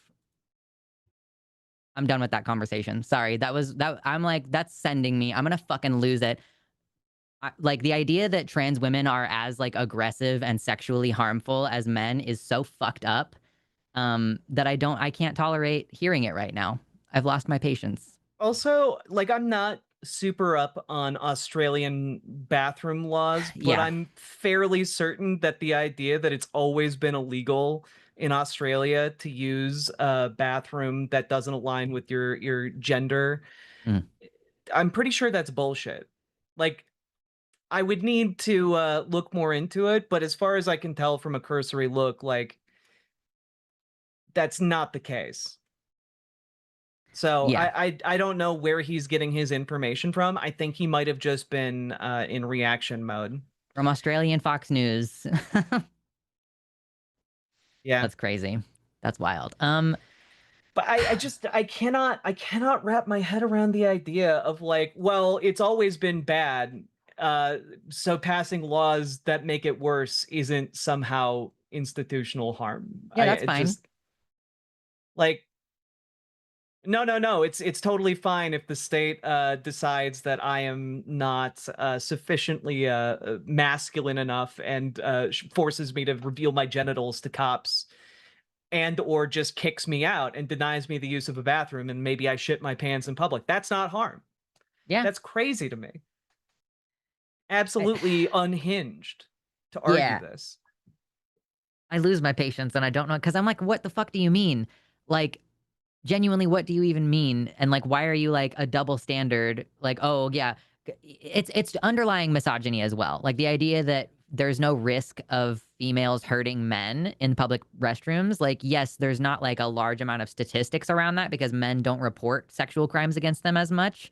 But like that is still a risk. And it's fundamentally predicated on the idea that, ooh, woo, women are so tiny and feeble and they couldn't possibly hurt me, a big burly man. Like, I'm sorry, apparently you don't know anything about levers or like how to multiply force. Like apparently you don't know how fucked up women can be when you send them over the edge finally.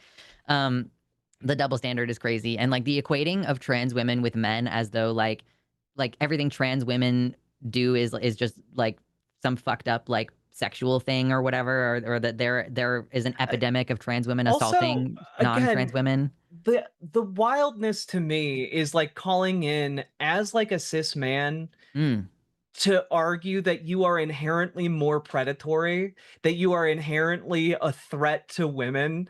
Like that's I don't know, that seems to me to be a It's a bit wild of a argument to self-report. make. Yeah, right? Like, oh yeah, no, don't worry, guys. I'm one of the good ones. Like, okay, but you think men are inherently a risk to women? Okay, all right. Okay, I'm gonna let our screener go. We're closing the lines because we only have about 45 minutes or so left for calls. A little bit more than that. We're flexible. I see 4 calls on the line. We're gonna try to get to all of you. Just so you know, I see you. I want to try to get to as many of these calls as we can in the next, like I said, about 50 minutes, maybe up to an hour at the absolute maximum before we move to super chats. So let me say lines are full. Super chats appreciated. We'll read your super chats of $5 or more at the end of the show. And with your super chats, please vote hashtag Team Lux or hashtag Team Jack. Whoever loses that has to do a funny thing at the end. We have to defend a funny position. And I'm not Arden, so I don't have a list ready Oh no. of things. So I'm going to just kind of throw a couple of ideas over here while we're taking the next couple of calls. Let's do it. Yeah, put some ideas in the chat. What should be our funny positions that we have to defend at the end of the show? I'm thinking one of the options is going to be like only trans public bathrooms. So yeah, feel free to. Trans people are the only ones who get to use public bathrooms. Yeah, exactly. No more public bathrooms for cis people. I like this. We evolve like the spheres of influence and put cis people back in their rightful place in the home. Exactly, in the home, precisely. Yeah, yep. So please let me know if you have any ideas in the chat for like a fun little thing I can put on the options, and I will let you vote. We usually get 3 options, and then I let you vote. So hashtag no vote. Get those super chats in. Like the stream if you haven't already, et cetera, et cetera. We appreciate all of that interaction and support.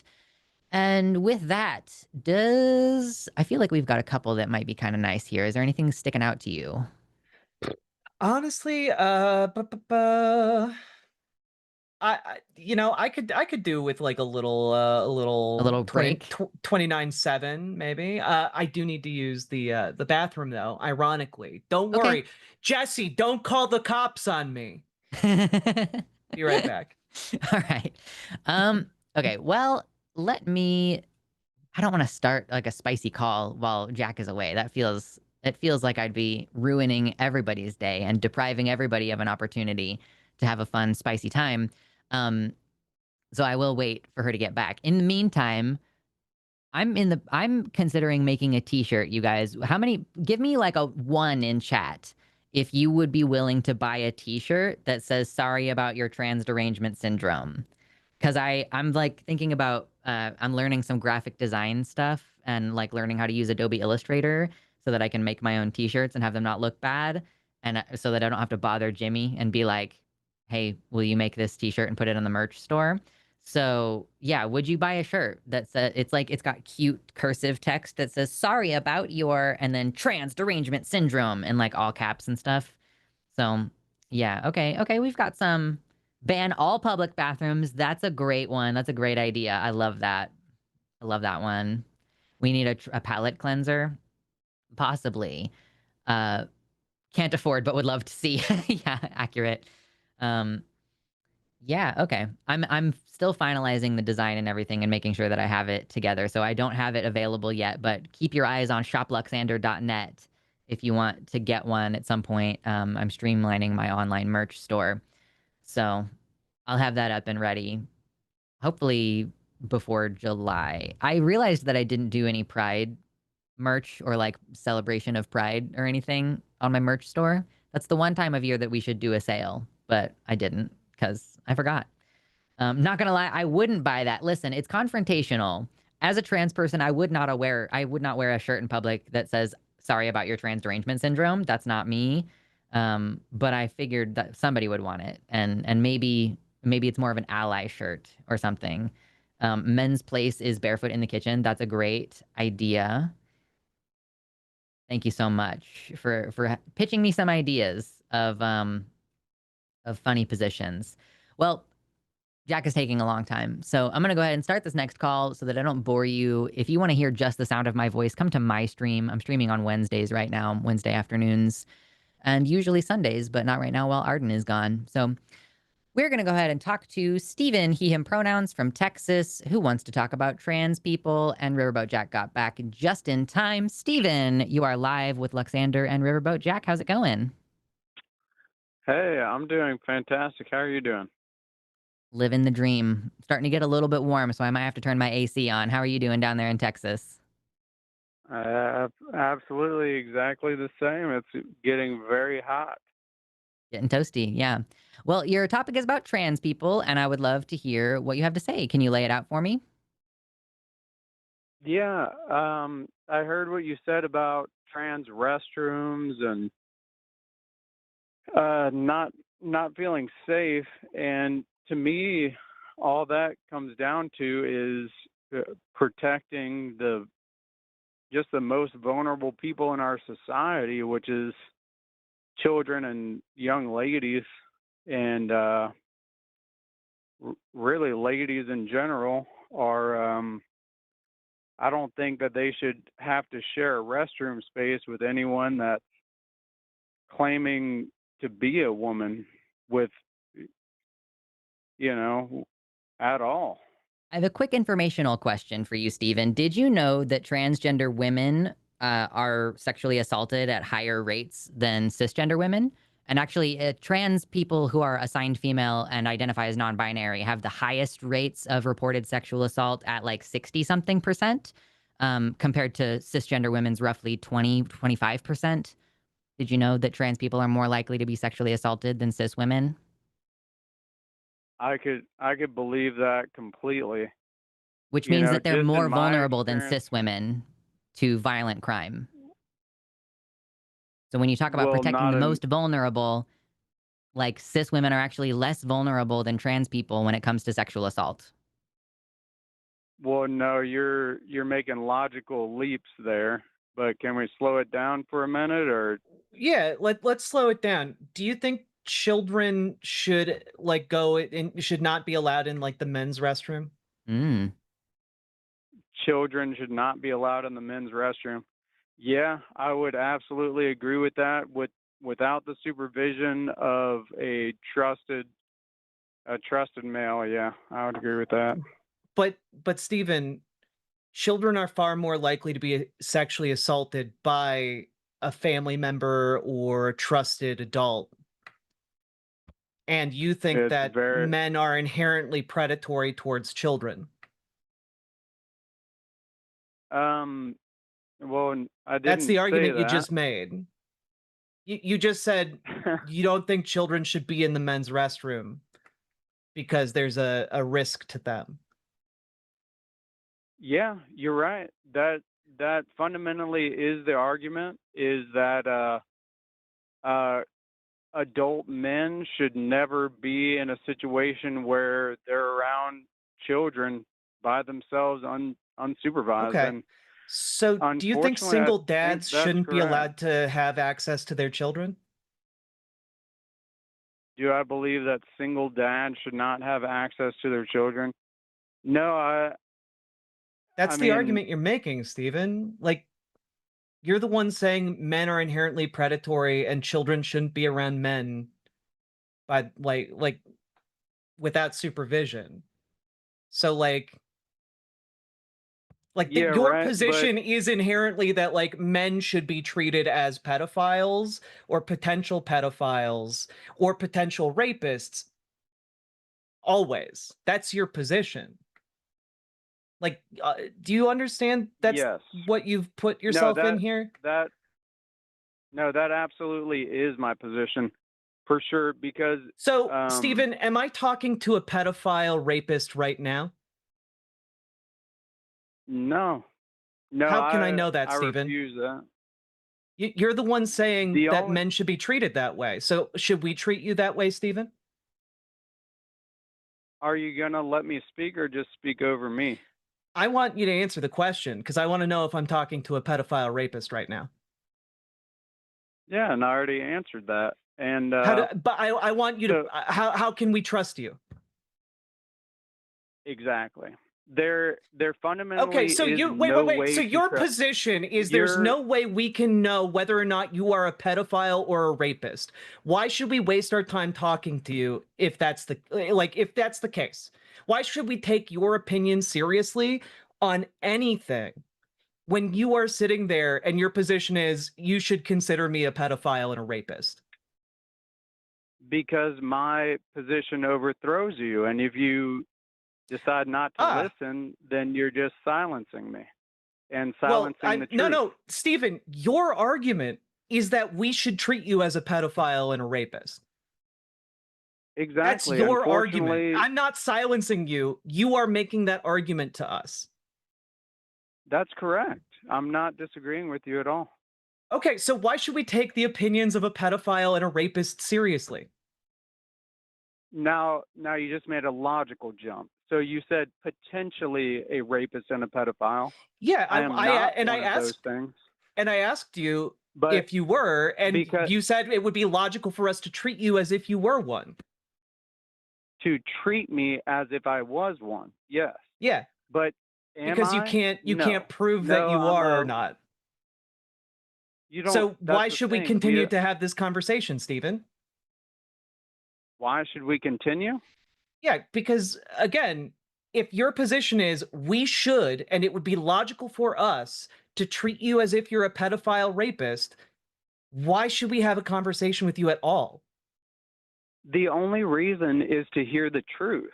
Any other reason? Why would we assume we'd get the truth out of a pedophile and a rapist, Stephen? An assumed pedophile and a rapist. Yeah, you said it'd be logical for us to make that assumption.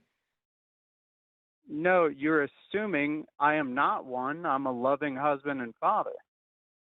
You're a father, Stephen? Are you a threat to your own child? No, what I'm saying is that. How do we know that, Stephen?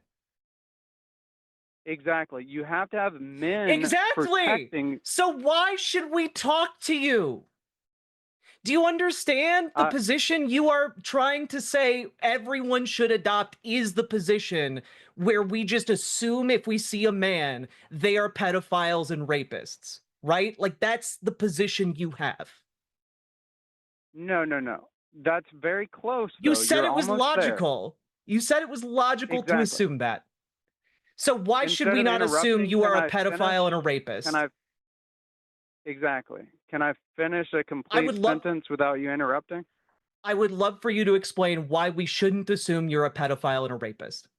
Why should we assume that you are going to have a truthful, honest conversation with us when you started on that foot? I disagree. I think that you should assume that I am a pedophile and a rapist as a man. When you see me around your children, you should make that assumption. When I see you around your children, should I also make that assumption? I asked you, you granted me permission to speak. Can I continue with my speech? We're asking questions because we're trying to understand your position and we're trying to reveal the implications of what you have stated. So we're asking follow-up questions because we are asking for clarification. No, but it's not clarification because I have only agreed with your assumption. I agree with your assumption that we need to treat every single unknown male as a potential rapist and pedophile. We Because actually I am a don't man. believe that. To be clear, we don't Yeah. No, believe I that. believe But that. okay, so the thing is, if you do believe that, then why would I listen to any man ever? If every man Because has the potential to because be a they have pedophile gained trust rapist. with you. Yeah, For, but the thing, for but their actions. Steven, trusted men commit the majority of sexual crimes. So it's a parent Absolutely. or an uncle. So you being a trusted Isn't person is that actually horrible? even more reason to think that you're a pedophile. Like every man who tries to get close to me is a rapist, is what you're telling me. And I want to never be clear said I was here. a trusted person. I want to be I'm- very clear here, I never Jesus Stephen. fucking said I was Christ. a trusted person. Stephen, You- I want to be very clear here. We don't think every man should be treated as if they are a rapist pedophile. That was your argument. And the point that I'm trying to make by asking follow-up questions is to poke holes in that starting position, because what you're saying is it would be completely reasonable for someone to walk by you and your kid and to call CPS on you just by seeing you with your kid. Or it would be completely reasonable for the state to take away your child because assuming you're a pedophile and a rapist is like a very logical thing for the state itself to do. And so Okay. I guess I'm trying to make it clear to you that your position is inherently ridiculous. Okay, I love that. That's cute. Can I like just give a 10-second rebuttal? Sure. Sure. Okay, so if we assume that every male, unknown male, is totally rapist, pedophile, they're unknown. To me, I'm assuming the worst too. Not at this point in my life, but it's it's understandable that you would assume that, man, I don't know who this guy is. He's single, alone. Nobody is vouching for him. The only thing that works is that we protect ourselves against people, like you said, in positions of power that have access to our children, because that is exactly where Satan works. He does not work in other areas. He attacks people and pressures pedophiles into assaulting people that are next to children, where if we can have any sort of humane separation between these two things, the innocence of a child, the innocence of a young woman, and a sexually adult male, man, we just need to take advantage of that while we can, instead of leaving it up to chance, is what we're saying So- over here. What So, I'm hearing is Stephen- that men shouldn't be in public. We should not have men should not be allowed to be in public because of the danger that they represent to every other group and especially children. Well, men, Stephen, do you that's think the government should essential take your kid paradox, away? Because that's the essential paradox, because men are also the only protectors. So I have a gun. men are I'm sorry. inherently very. I don't need a man to protect men me. Men are inherently the protectors of society. They're willing to go out. They will volunteer to go out in the face of danger just for the sheer reason of protecting their community or whoever. Women do it too. It's undeniable. Because Women do it too. Just Stephen, look do you Women think that women the serve in our government, armed forces. Women are police officers. Women do all the same shit. Stephen, do you think the government should take your child away? the government should take my child away. No. Why? Why would you ask such a silly question? Because you are putting forward a worldview where you think that it's completely reasonable for adult men in positions of power, like fathers, to be treated as rapists and pedophiles. By default. So, by default. And like the government doesn't know you personally. I don't know you personally. Many people don't know you personally. So, like, the worldview you're putting forward here is that it would be completely reasonable for the government to treat you as a rapist and a pedophile and to take your child away. Your veracity is impressive. Could I ask your name, Jack? Jack? And Yep. the other speaker, also veracity, 100%. I just want to, Doesn't because I'm veracity speaking mean to two truthful? people. Yeah. No, veracity means, when I say veracity, I'm just talking about the passion that you're speaking with is Well, you're very using the word heartfelt. incorrectly. Yeah, veracity means like truthful and honest and Yeah. accurate. We are passionate about the topic. Yes, I will give you that. Because the thing is, Stephen, like, But you're not we're voracious? I'm truthful, yes, That but was you are kinda using funny, that right? word. You are using that word incorrectly if you mean something other than truthful by it, because veracity means truthful, or in Maybe conformity with the ferocious? facts. Yeah, ferocious maybe is the one that you're going for, which is an interesting cross So are you wire there. saying that you're not being truthful? No, I I'm am being saying truthful and you passionate. used the word wrong because you meant something else Well, when you said it. but I mean, from your point of view, it wasn't incorrect. You think you're being veracious, right? Stephen, I think that you might Well, not be at the level that we can actually have a If- reasonable conversation on this. I will just say that, yeah, I am passionate about But you're worlds. also truthful in your passion, right? Yeah. Yeah. I, It Isn't doesn't that the change the fact that you definition of meant something veracity? else when you said veracity. I think it's actually bad to advocate for a world where we all treat each other as pedophiles. I Yeah. think that's just a bad worldview to have, and I do hope you think about this going forward, because like it's not a sustainable or logical set of ideas for you to like try and put into any kind of practice. Yeah, I mean, like, if we're following this logic, Stephen, then men are also not allowed to own firearms because they do the majority of mass shootings and domestic violence against their wives. Like, but we don't live in a Could I ask society a where, simple because question? I mean, I wasn't done. I was in Or the middle of talking, but am yeah, I not sure. allowed? Oh, sorry. And I know Jack's name. Could you just tell me your name briefly? Sorry to Yeah, interrupt. it's cool. I'm Luxander. Luxander. Yeah. Luxander, beautiful. I love the way you're speaking. You're very passionate. That's probably a better word, right? Than we got into veracity. Yeah. But yeah, I would agree with you. Like, I would agree with you almost the whole way, that the reason I feel this way is because of what you said, that men are like, when do you ever hear about a woman shooting up anything? No, men are the violent perpetrators. Men are the violent aggressors against women and children generally. Not even generally, but they are. But also, when you look at the other side, the only people fighting against that successfully are also men.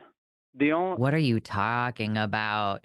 I know so many I'm women who are talking like, it's my number one job to raise my boys to not be shitty people. Women are working really hard to fix the next generation of men.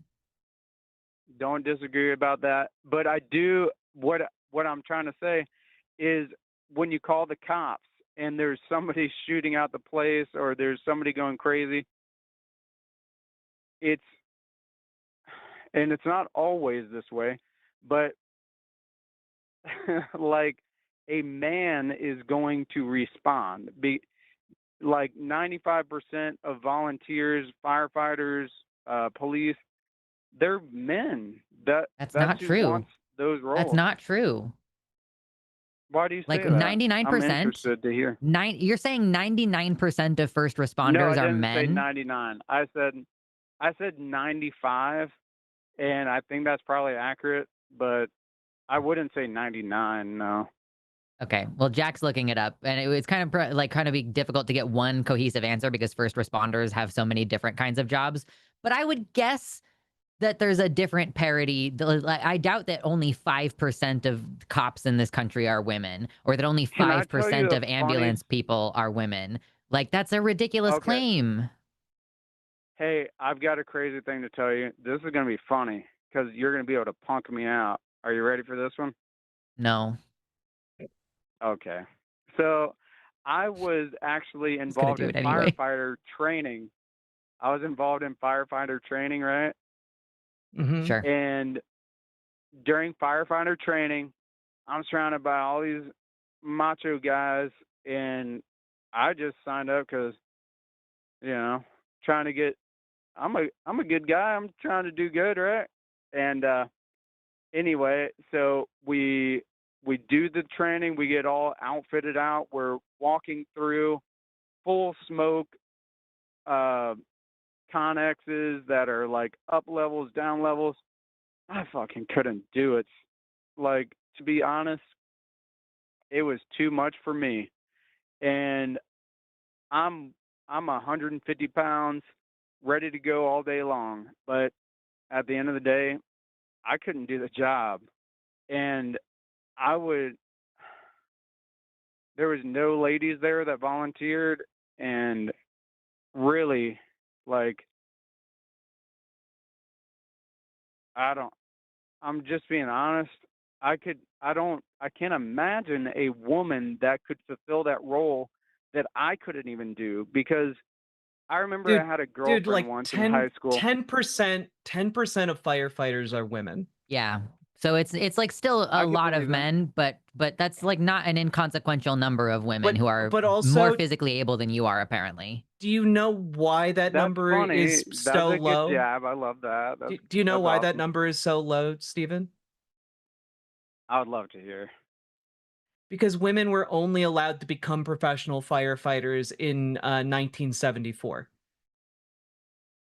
That's what I'm saying is you're citing that as the reason, and I'm saying my human perspective, what I actually experienced, was not that way. Like, it Yeah, is because you don't experience the full legitimately. totality of all women firefighters, dude. Yeah, you're You one didn't go to individual person. you didn't go to every single fire department across the country and like notate the data.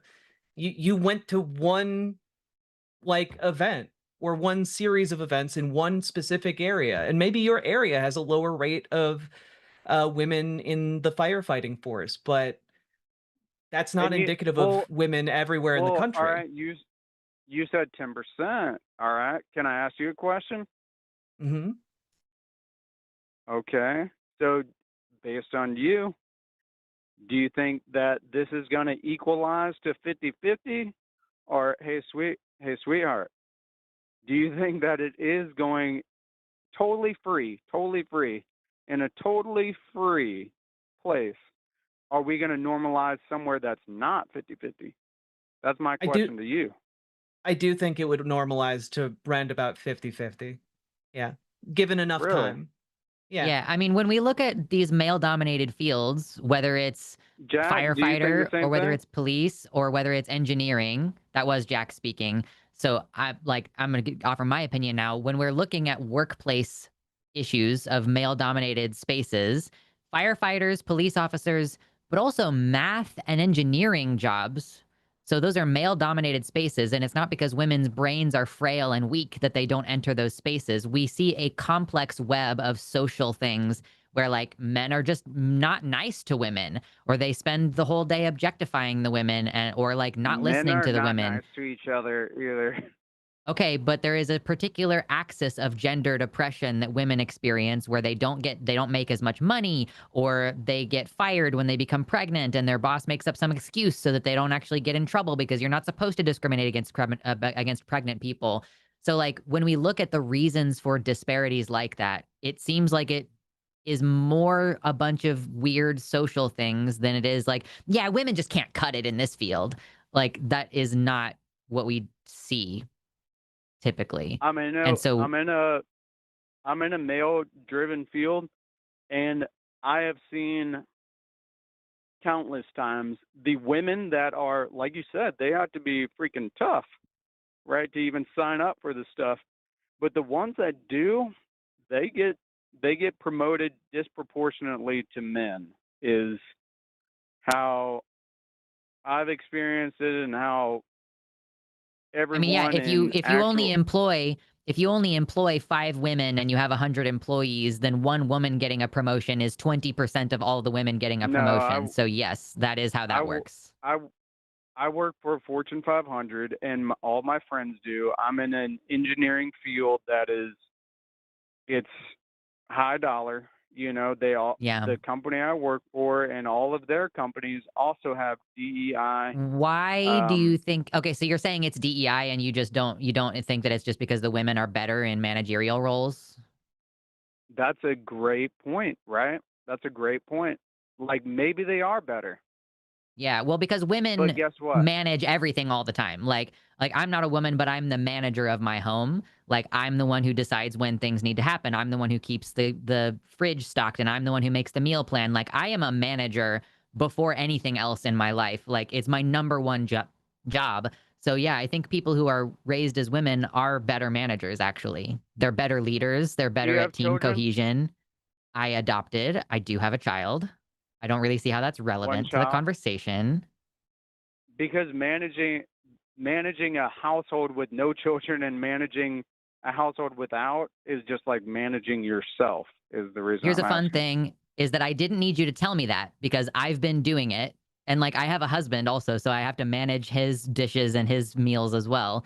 But like I think that there's an argument to be made that women are just better in those roles. But we've gotten completely off the topic, which like we managed to get completely off of the claim that you made, which is that men are inherently predatory and dangerous, and also the only people we can look to for protection.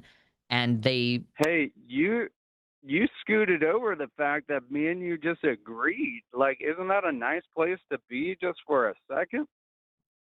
sure, that like women are better at jobs than men sometimes, like, sure. But it's not an inherent Absolutely. trait. It's not, This is my Steven, first time talking to you Steven, guys, and I want to be. yeah. I'm a long time caller, Steven. I want to emphasize, Stephen, I'm a though, that long it's time not a listener. biological thing. Women are not biologically better at being managers. They have just been forced to build those skills.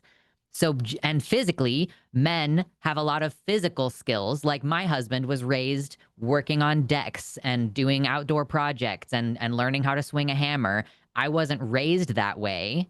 So I have a deficit in that skill and that physical acuity to do those specific tasks, right? But if I had been raised doing those things, I would be as apt as he is, with maybe some slight differences because I'm shorter, you know, like maybe I have to use my strength in a different way because I'm just not as tall or something. But there are women who are 6'5" who don't have that problem.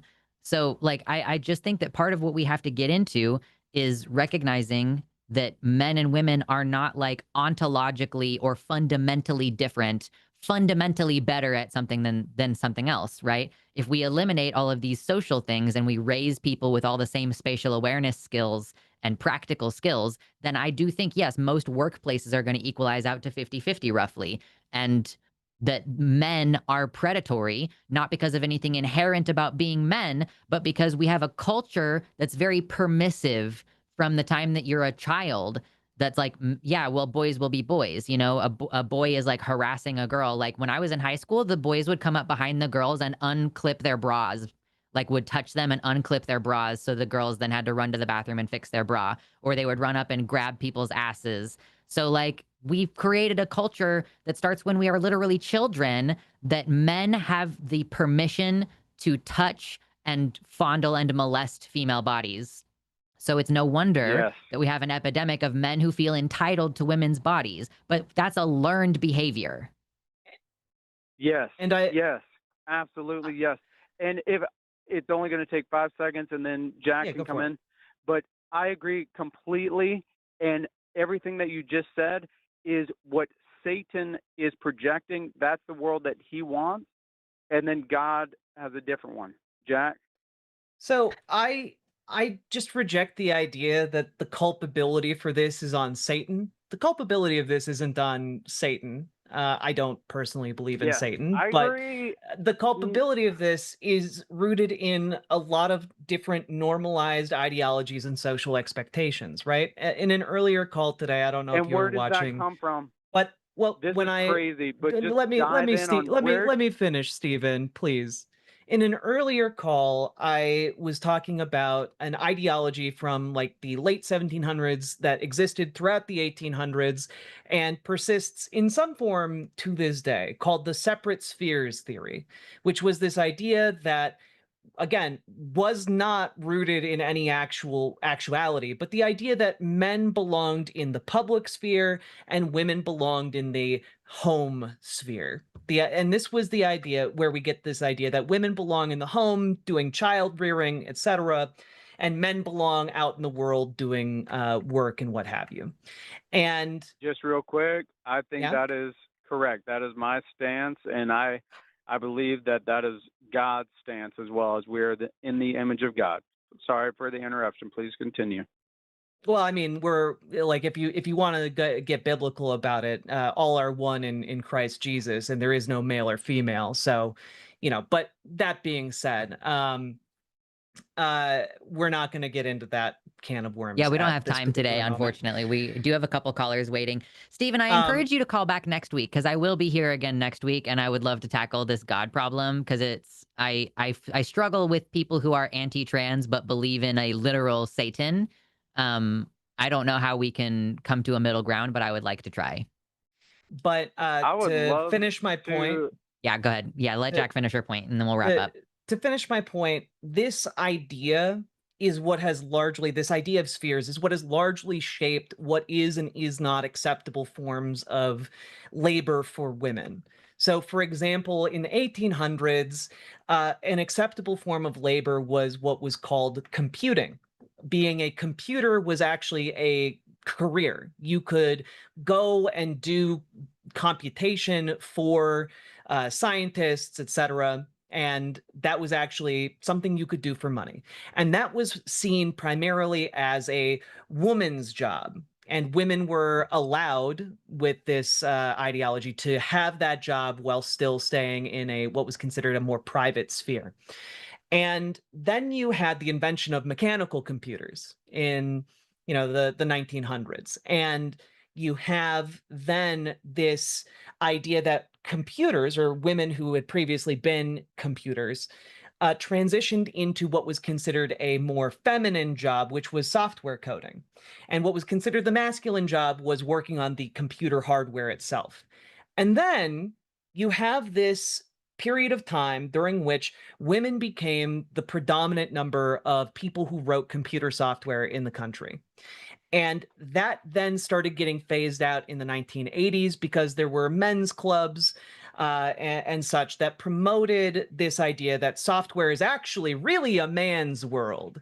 And then you had a phasing out of women within that field, largely because they were passed over for promotion, largely also because the common conception from people in positions of power was that women were actually inferior at coding. And then you got like marketing campaigns in the late 80s, early 90s, and beyond that marketed things like computer games predominantly to men and boys. And that further reinforced this perception that actually coding and computing was a man's world. And so what I'm trying to emphasize here is that the breakdown of gendered work is not a static thing and isn't inherent to like the biological components of like different gendered groups. Like this is unrelated and is instead completely dependent on dominant social ideologies and social perceptions. And so that's the only point I'm trying to make to kind of link that to firefighting. You can, of course, envision a world where there are different social expectations and different ideologies about what is and is not acceptable for women to do. And you could have a more welcoming environment to women, and that would lead to more women joining the police or joining firefighters. And we know that because more like programs that specifically fostered that acceptance boosted the number of women who did things like policing or firefighting.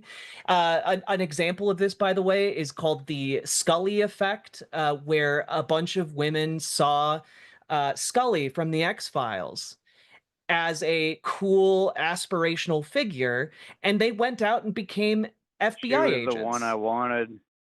Yeah, they went out and became if I FBI could only agents. Get That's one not like that. That's not biology. That's socially determined. They saw a television show and they were like, "That's cool as hell. I'm going to be an FBI agent." Yep. So that's just my point here. But It's not even biological or inherent. even your stats rely on the fact that men are disproportionately violent and rapists, right?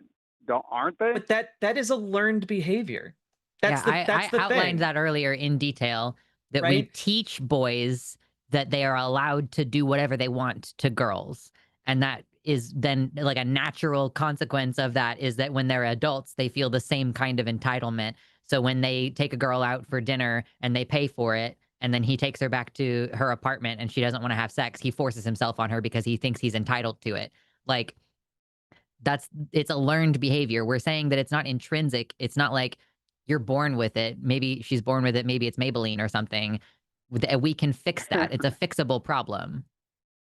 But what if they're naturally stronger and more horny? Doesn't that mean that unfortunately women are they're hornier than stronger men? and more horny? Women are hornier than men. Whoa. Like, I'm sorry. It's just, like, yeah, like heterosexual women have a rough time because they have their children that they gave birth to, and then the child that they married. It's like, clearly you don't want to have sex with a child that you have to take care of. But Stephen, we are running up on the end of our time, and I have appreciated this conversation. It's been very stimulating. I'd like it if you called again in the future. I'll be here next week. I will not be here the week after that, but if you want to talk to me, yeah, Jack will be here. Yes. I have my first day of Jack, classes you're that day or awesome. something. You're awesome as well. I appreciate you. Yeah, thanks, Stephen. And Stephen, please give some Have a thought good to the one. idea God that bless. your worldview emphasizes people like you as being rapists and pedophiles. That's really fucked up. You deserve better than that. Everyone deserves better than that. Yep. All right, thanks, Stephen. We'll talk to you later. Jack. We'll talk Bye. again. Bye. Okay. Lose my mind. Okay, we've got 3 callers left. We're going to try to get to all of you. So the calls might be a little bit short, but some of them are pretty easy questions to answer. So we're going to talk to Danielle, who uses they, she pronouns, calling from Texas, who wants to talk about DIY hormones. Danielle, you're live with Luxander and Riverboat. Jack, how's it going? Oh, hey, I'm good. How are y'all? I'm doing living great. the dream. Living the dream. Yeah, So your question about DIY I'm sorry. hormones, yeah, you're good. I launch into it. Just tell me, what are your thoughts? What are your concerns? Go for it. Right. So this is a bit of a personal issue for me. I have a friend, and this friend has, let's say they have access to DIY hormones, and this friend also has an appointment with a psychiatrist, you know, a couple months out. It's Texas. It's hard to, For sure. hard to get an appointment in here. But I guess maybe not asking necessarily, like, would you condone the the harm reduction point of view of, like, would you condone someone to use DIY, but rather, like, I don't know, what could be like the potential legal consequences, or, like, if you, like, tell your psychiatrist that you were using DIY, would that, do you think that would, like, impact one's ability to get on a hormone regimen in the first place? Is it estrogen? Yeah. Then yeah. Yeah, so estrogen and anti-androgen. Yeah. So legally speaking, you absolutely cannot DIY testosterone. Full stop. Yeah. It's a crime. Right. But estrogen is more of a gray area. It's not illegal to possess. Yeah. It's not a controlled substance. Estrogen and anti-androgens, they are not controlled substances. What would make it illegal, is my understanding, is if you made it and then started selling it or distributing it. Yeah. But And as not far you, as, of like, course, you're a friend, your friend. Yeah. But as far as, like, ordering estrogen pills unregulated. online, it's not illegal to do that, as far as I understand. And my understanding is, if you go to try to seek hormone care and you're already doing DIY, the doctors will speed up the process because they want to monitor your care. So instead of you taking a dose that may or may not be accurate to what you need, I always think, like, if people are doing DIY hormones, I always say, like, go to Quest Diagnostics and get your estrogen and testosterone checked regularly, the same way you would if you were going to a doctor. But yeah, so if anything, I've heard anecdotally that it can speed things along once you get to the psychiatrist step, because they're focused on harm reduction. But as far as, like, can you acquire estrogen and antiandrogens, it seems like there's not a legal consequence just for doing that at this time. Yeah. So I guess Obviously, your friend would want to check local laws. Yeah, 'cause local laws might maybe be different. Yeah. might be different just to be on the safe side. they they did just open the or they're working on the first detransition clinic, not far from Yeah. here Yeah. in God. Texas. It is, Gross. It's like, I think that care should be provided, but not in the way that they're gonna start funneling trans people into them. That sucks. But yeah, so and basically, suing, yeah, does that kind of answer your right. DIY question, at least, of, like, can your friend is your friend gonna get in trouble for it? The answer seems like it's basically no. Is there anything else you wanted to delve into on that particular topic? Right, or like there wouldn't be, like, I guess, material consequences. Like you wouldn't have less of a likelihood of getting prescribed non-DIY hormones if you. That's not what under- I've heard. If you What should. I've heard is that like, oh, my doctor, I told them I was doing DIY and they immediately put me on hormones because they want to be able to monitor that, and make Yeah. sure that they know that it's coming from a trusted source. So it seems like it's not going to be a barrier to care, anecdotally. Yeah. But let us know if your friend has different Right. results. Yeah. Because that'd be useful information for us Yeah. too. Yeah. We'll keep y'all updated. Yeah. Thanks, Danielle. Yeah. Good luck to you and your friend. And we're Yeah. gonna try to speed through these next couple of calls before we got to do super chats. So we appreciate you. See ya. Thank y'all so much. Yep. Bye. Okay. We are getting shit done. We even got a couple clips today. Isn't that great? I feel so How about that, successful. Apples? Yeah, no. I'm host deucing today. And so I feel like I get credit, even though it kind of doesn't. I didn't change the title. Like, so, who is it? Luthien put, like, MAGA has trans derangement syndrome, and I didn't change it. And that's just, we managed to get some good calls. We've got 2 people left waiting. We will have time to get to both of you. So let's get rolling into that. Oh, by the way, the poll is in the chat now. If y'all do your $5 or more super chats, hashtag Team Lux, hashtag Team Jack. Whoever loses that vote count has to defend a funny position, and you can vote on which funny position you want to do. Today, I ended up landing on, like, there should be only transgender public bathrooms, there should be only trans police officers, or there should be only trans politicians. And it's looking pretty close between trans politicians and trans bathrooms. So get your votes in. Your vote might be the tiebreaker that ultimately decides which silly position we have to defend. So let's go ahead and just take them in order then. Let's talk to Lee, who uses they/it pronouns, calling from Pennsylvania. Lee, you are live on the line with Luxander and Riverboat. Jack, how's it going? Oh, hi. Hopefully my audio is okay.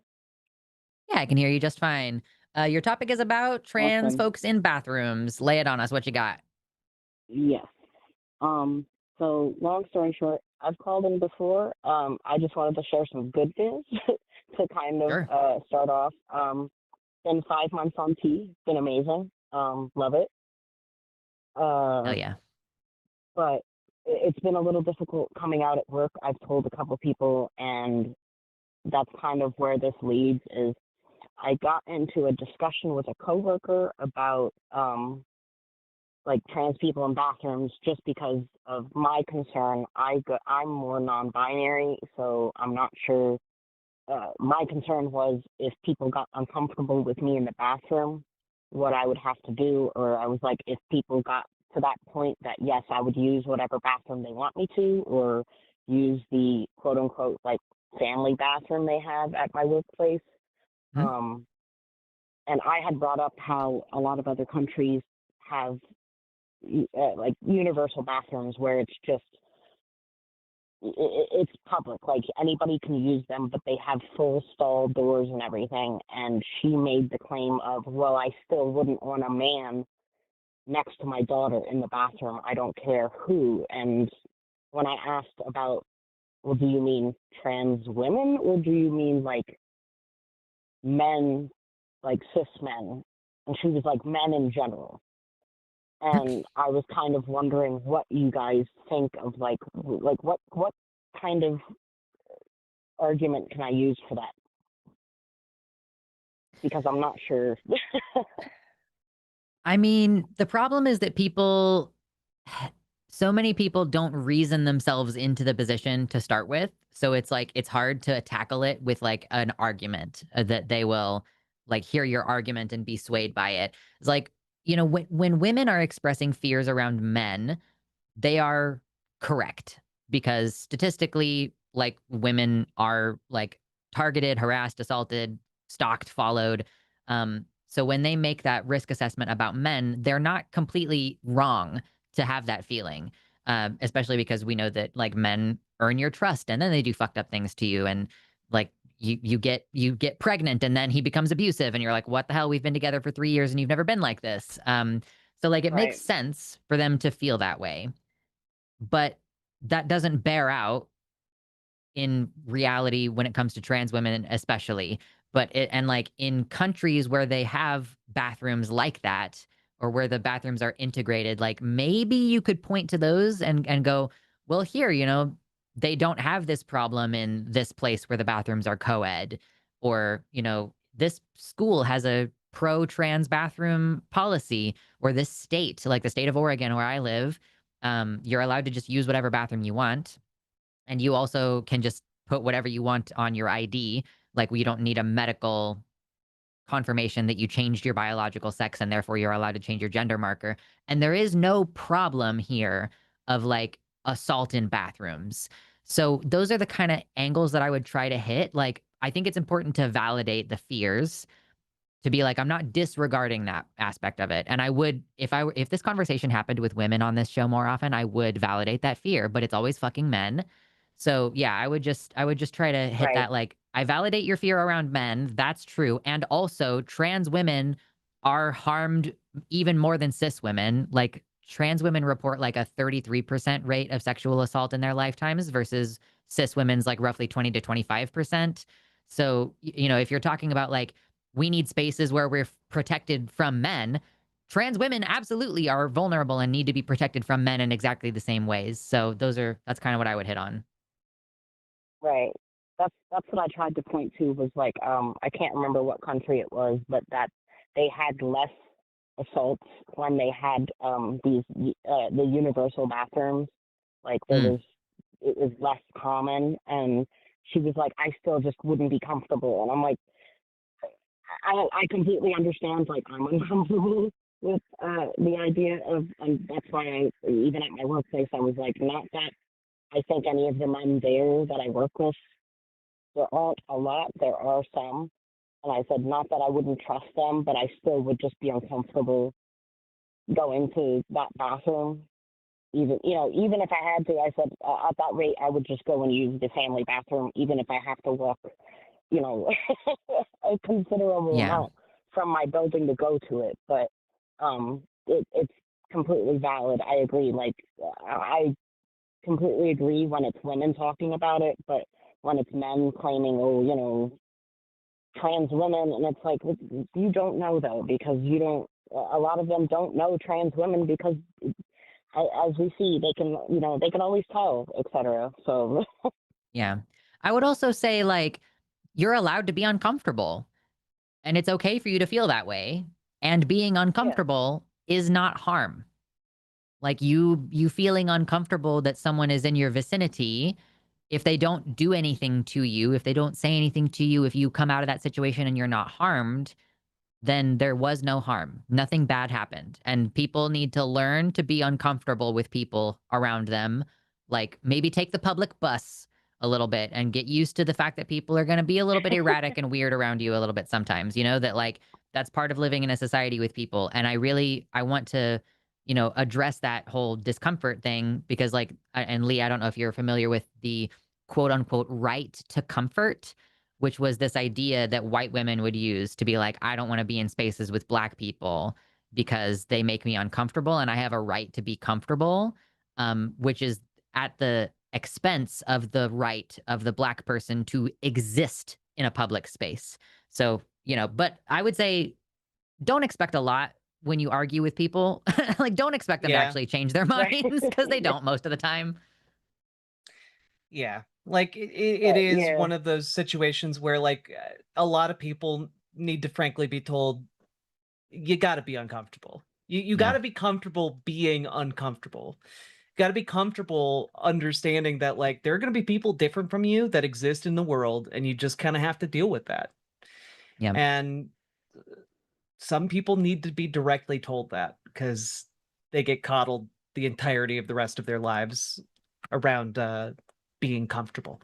Yeah, truly. That's I was about to agree with exactly what you just said, Jack. Thank you, because I mean I'm uncomfortable in public restrooms all the time, and that doesn't I'm sorry, but I'm not going to put my uncomfortability over my health because Yeah. I know Lux might be able to go for it, but some people are disabled and we can't go for 8 hours without going to the bathroom. That would be insane, so it's kind of crazy that people are like, well, I just I'm like, I'm sorry, I would not be able to not go to the bathroom. I said I'm uncomfortable and I worry about making others uncomfortable, but I can't let that stop me to make myself, to do damage to myself because of not being able to, go to the bathroom or take Yeah. care of a medical issue or what have you. But it was just I've been trying to call in for a bit to get this question in, but every single time I do, I sleep usually when you guys hold the show. Oh, yeah. Yeah. So I work night shift, so it's like extra stuff to get in. But I'm so glad I was able to come in and get your opinion on it. Yeah, and we appreciate your patience. I know we're sometimes we prioritize those confrontational calls, and so people who are calling for advice and stuff sometimes have to wait a while. And which actually we do have another person who's waiting, and we want to try to get to them in the last couple of minutes that we have here. Yeah. So thank you so much for calling, Lee. I hope that it helped. I don't know if it's going to make any actual difference as far as trying to explain or argue any of this, but hopefully you feel at least a little bit more equipped to have those conversations. Yeah. Thank you so much. I'll hopefully use this call for reference when I talk about if I talk about it with her again. Yeah. Well, thank you so much, Lee. Oh, We yeah. appreciate you. Good luck out there, and have Thank fun. you. Take care. Bye. Bye. Bye. Okay, one last caller. We're gonna have to speed through it a little bit, and then we're gonna have to rush through our super chats a little bit, probably. But you know what? Shit happens. We had a lot of good calls today. Shout out to Yep. Jess for screening earlier. Thanks, So Jess. yeah, this person, I believe their name is Min, who uses any all pronouns, calling from California. Min, am I pronouncing your name correct? You are live on the line with Luxander and Riverboat Jack. Oh, hello, yeah, Jack. Hello, Lux. Thank you for taking my Hi. call. Yeah, so I would like to ask something that I saw a few years ago, Jack, because I knew one of my acquaintances was on the discussion with you. I think it was on Prime side, I believe. Oh, yeah. And Way back. yeah, it was you and there was Destiny and Alice and Demon Mama in that Oh God. this its conversation. And I think it was only Alice and Destiny hold the view that somebody's gender identity is related to their brain study because it's showing their brain that they are the way they are. They don't have a choice. And I think only you and Demon Mama hold the view that we don't have a metric to determine who is man or woman. And to be honest with you, I kind of struggle with that concept a bit because, to be honest with you, I do hold gender critical views, but to me, I don't make a fuss about people identification, and I'm happy to accommodate their pronouns and them using main spaces, because I'm a guy, so I'm talking about trans men in main spaces. I hold that position because I believe that they cannot help being who they are. So just being a kind gesture to help them, accommodate them, by letting them into the space, and it doesn't cause any trouble. So I'm fine with that. And I struggle to convince other gender critical to accept that, because they don't believe that that the identity is real based on the brain. And because I read studies showing that is the case, and because trans activists don't have that view either, so I don't know, like, without that foundation, so how can I support the trans right if this is not a foundation they believe in? I mean, I think you see what I mean? To answer, like, how do you argue that? My argument has always been that there is no metric that you or I or anyone really has ever had that would sufficiently convince a gender critical person that someone is or is not the gender they say they are, right? And furthermore, I take it one step further, which is there is no metric that we have that would definitively prove that, right? Like, you go to the brain studies because, like, that's something to cite, but brain studies, the brain is a very complicated thing, and the tools we have to measure brain activity and to correlate that with specific identification in particular are not great. But beyond that, when we're talking about how someone identifies, like, I'm going out on a limb here. You've probably never scanned somebody's brain to verify their gender. You've probably never done a blood test on somebody else to check out what their chromosomes are, or done some kind of study to figure out what somebody's gametes are. You've probably never pulled down someone's pants to check out what their genitals are, right? Like, the system by which we talk about and interact with one another's gender identities is simply just not rooted in biology. And I would take it even farther than that, which is that most people in the gender critical movement haven't done those things either to verify their own gender identity. Like, it's just a set of talking points that they have that is rooted in an ideology that seeks to otherize transgender people. And that's why there's no amount of information, even if brain studies did wind up being something that could delineate some kind of sexual dimorphism, brain studies would never convince the vast majority of gender critical folks, because they're not basing their positions on evidence. It's just not a movement that is actually that actually centers evidence, because if it was, they wouldn't be gender criticals anymore, right? And so I guess kind of my position has always been pretty stable, which is that, like, I've never looked at what my own chromosomes are. I've never looked at what my gametes are. I don't know if I have some kind of genetic chimerism. I don't know if my brain looks like a male brain or a female brain. And most people I know have never bothered to get that tested either, unless they run into some kind of complication as a result of, like, some sort of intersex condition. And that's, I think that alone, the fact that the lived experience of both cis and trans people just kind of isn't at all rooted necessarily in the sex of a brain, for example, or at least doesn't seem to be in any meaningful sense that we can ascertain without, in-depth imaging or what have you. Like, it's largely an irrelevant data point to me when we're having a conversation about gender. Okay, so Jack, can you help me understand this? So I'm pretty sure you know the news about that I think a few years ago there was a campground in Michigan. They they banned trans men from entering because they said this it is for gay men, not trans men. I think recently Texas there was a camp did the same thing. And to me, like I don't make a fuss about it. You know, if somebody identify as man and they enter this space, I think if I can accommodate them, that's no problem.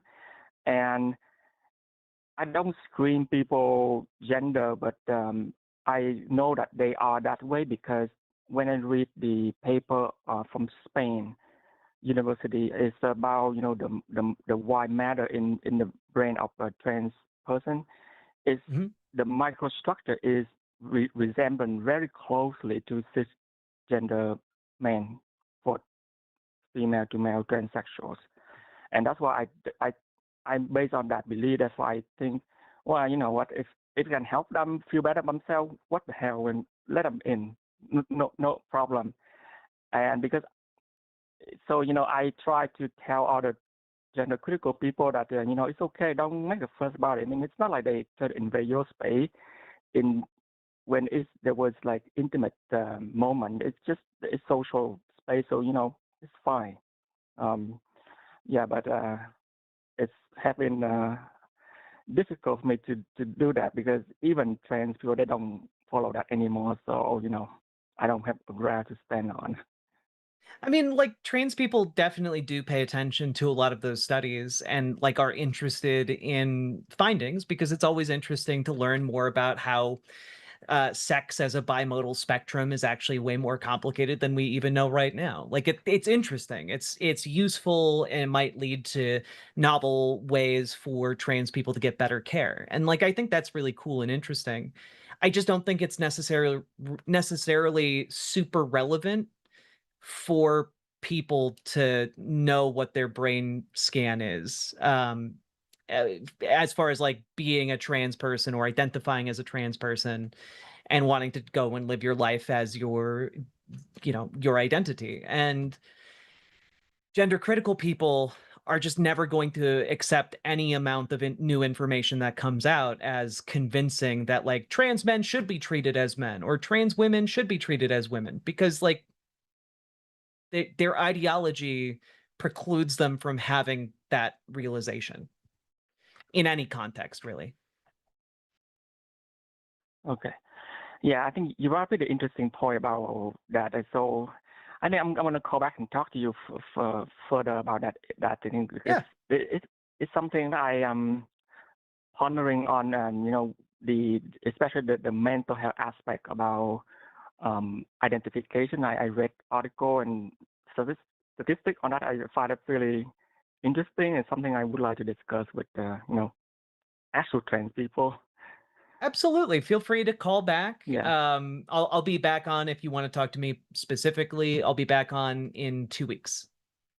Yeah. Okay, cool. All right. Thank you. No problem. Thanks, man. Bye. Thank you. Bye. Okay, we are gonna have to speed through the rest of this shit now. Woo. Okay, I clear it. Speed run. I do this. I close this because I don't need it anymore. Okay, and this is going here. We're doing super chats, y'all. It's super chat time. Super chat, super fast. Woo! Super chat, super fast. Okay, $5 or more super chats. I'll get the votes in. Sending. Boom. 4. Yeah. Okay, cool. I'll have you start. Thank you for the $5 from Uncle Simric. Everyone, did you exercise today? The fascist did. Why haven't you? And I did actually exercise today. Go so me. True. I have to change these things. Yeah, I actually skipped it. I think it's like I'm in my luteal phase or some shit like that. I'm so fucking tired this week. I just don't want to do anything. So I'm like, as long as I do my 3 cardio days, today was supposed to be leg day, and I was like, I don't have time for this. Team Lux. Okay, cool. We had no vote that time, but I'll keep that window open. Perfect. Thank you so much, Pip, for the $5 super chat, who says, for anyone wanting a cozy video game for Pride Month, Tavern Talk Dreamwalkers has just released a D&D style gender diverse tavern visual novel. Ooh, sounds fun. That. Thank you. Thank you for the $20 from Balthazar 228. When someone asks about something they remember from high school and asks about an update on them and they've transitioned since, is it considered poor form to say dead name is now current name and has transitioned? I mean, probably not unless the person you're dead naming is there. Like if the person you're dead naming is there, let them do the introduction. But Yeah. like otherwise, like I don't find it to be inherently problematic to just like clarify who that is and Yeah. why they're there. Is the trans person going to be put in danger in any way? Yeah. Is another follow-up. So, but yeah, most of the time, I think it's probably okay. Thank you so much for the $5 from Balthazar, who says, I forgot hashtag Team Jack for both the last one and this one. Well, too bad. You only get one vote. Ooh. Which one is it? Is it this one? No, it's this one. One. Amazing. Thank you so much for your donations, y'all. Thank you for the $5 from Bramley CX. The first real step of FFS planning has been denied by insurance, so that's fun. Let's spread some joy instead. Hashtag Team RPS. Oh, God. Oh, God. Okay. Rock, paper, scissors, shoot. What did you do, that's Rock? me. You Yeah. win. Okay, cool. I right. gotta stop doing scissors first every time because it just ends up being like the other person chooses scissors and then we're like, haha, we're scissoring. Thank you so much for the $5 from Joshua, who says, thank you for always making my Thursdays just a little bit better. Hashtag Team Lux. Hashtag badass earrings. Thank you. Appreciate that very much. Happy to help. Thank you for the €5 from CF Feta. That's probably not how you pronounce that, but we're going with it. Just saying hi from France, listening to TACIS while finishing typing the report from my LGBT Center's last board meeting. Have a great show. Hashtag Team Lux. Hell yeah. Nice. Proud of you. Thank you, Fiona, for the $5. Just moved to Beaverton. You are right, Lux. Oregon rules. Hashtag Team Lux. Fuck yeah, dude. Beaverton is gorgeous. Beauty, beauty. I'm glad you're here. Thank you for the $5 from Legally Mod. When all this is over and the UN gives trans people a country as an apology, we are going to oppress cis people so hard. Hashtag sarcasm. Hashtag Team Jack. True. Thank you for another $5 from Maud, who says, if trans people make concessions to make cis people comfortable with our existence, they will keep taking more and more until we have nothing left. True. I agree with you on that. Thank you for the $5 from Shadow of Heaven, or Shadow O Haven, rather. God forbid people, especially queer people, have whimsy in writing books. Horrible. Hashtag Team Jack. Awful. Awful. Oh, hashtag Team Jack. We gotta change the score. There we go. Thank you again to Pip for a $5 who says, F off B for making me spend more money, but the only thing that matters in fiction is in-universe consistency. Nothing wrong with escapism. True. That was a frustrating conversation. I've made that point before. It did not seem to... Does not land. Phase. Thank you for the $10 from Shadow O'Haven. B, the Bible claims are that it all for real actually happened. This would be like saying Spider-Man is real and exists because someone wrote it down. Some more money for y'all dealing with this. Thank you so much. Thank you. Thank you for the 10 from Moira, who says conversations with B are like a surrealist fever dream work of fiction. True. Thank you for the $20 from 725. Kelly Bean, I gotta go Team Riverboat Jack for telling B they send his emails to the spam folder. I'm so sorry, but no hashtag, no vote, you guys. We have one rule. Gasp! And it's that you have to put the hashtag. Shadow Haven, thank you, says, B, if someone is mimicking fiction, that's not the fault of the writer, that's the fault of the reader. Exactly. It's just not sinking in. Thank you for the £5 from Babs Barrett. UK common law was use the loo that matched your gender presentation. OS law was the same. Hashtag Team Lux. Thank you for the clarification, because that seemed like what I was finding when I was trying to Google that, but I didn't want to speak from a place of total ignorance. So thank you. Thank you very much.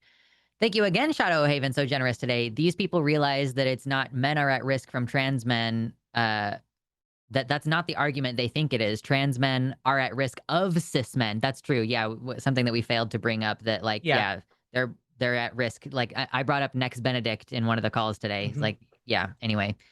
Thank you for that donation. Thank you for the $5 from Legally Mod. Under the SFX Discrimination Act of 1984, Australian trans women have the legal right to use women's restrooms. Go fuck yourself, Jesse. Hashtag Team Jack. Damn. That's crazy. Oh, hold on. Let me make sure I got this right. I'm not going to skip one. Okay, I didn't skip that one. So we're going to go to this next one. Lil Eepy Girl. Thank you so much for your $10. Says, sorry, Lux. Today I am hashtag Team Jack. No ideas. Just got y'all in the back while crown hunting endemic life in Monster Hunter World before Monster Ooh. Crown Hunting Hell. Hell yeah. Then Hell none of that means anything to me, but thank you for your donation. Monster Hunter's cool. Yeah, I've heard good things. Yeah. Thank you for the $5 from Royal Main 3420. MAGA is the equivalent of a screwworm infestation of the U.S. government.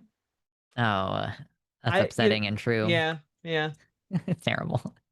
Thank you for $9.99 from Balthazar, who says, Jack is playing Mina the Hollower. That's where my vote is going. That's the second biggest W I've ever seen. Quoting Guybrush Threepwood, hashtag Team Jack. Awesome. I'm fucked today. You're winning on the votes for sure. Thank you for the $10 from Sedalis. Men are both predator and protector. What the fuck? That fucking man logic. Yeah. A man who believes in Satan. Thank you for another $10 from Sedalis, who says, men are not leading the charge in dismantling violence and patriarchy. That's so true. Thank you for the $5 from Joshua Everett. Even if you take men are aggressors as absolute, that categorically does not include trans women. Hashtag Team Lux. Hashtag Steven is a ridiculous little man. True.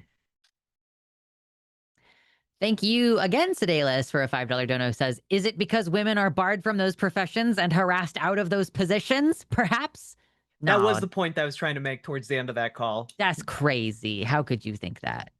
Thank you for the $5 from Squirrel Knitter. Hashtag Team Lux. Thank you. Oh my God, it's this one. Okay, cool. This is a very complicated show to produce. Thank you for the $5. Oh, wait, that's you.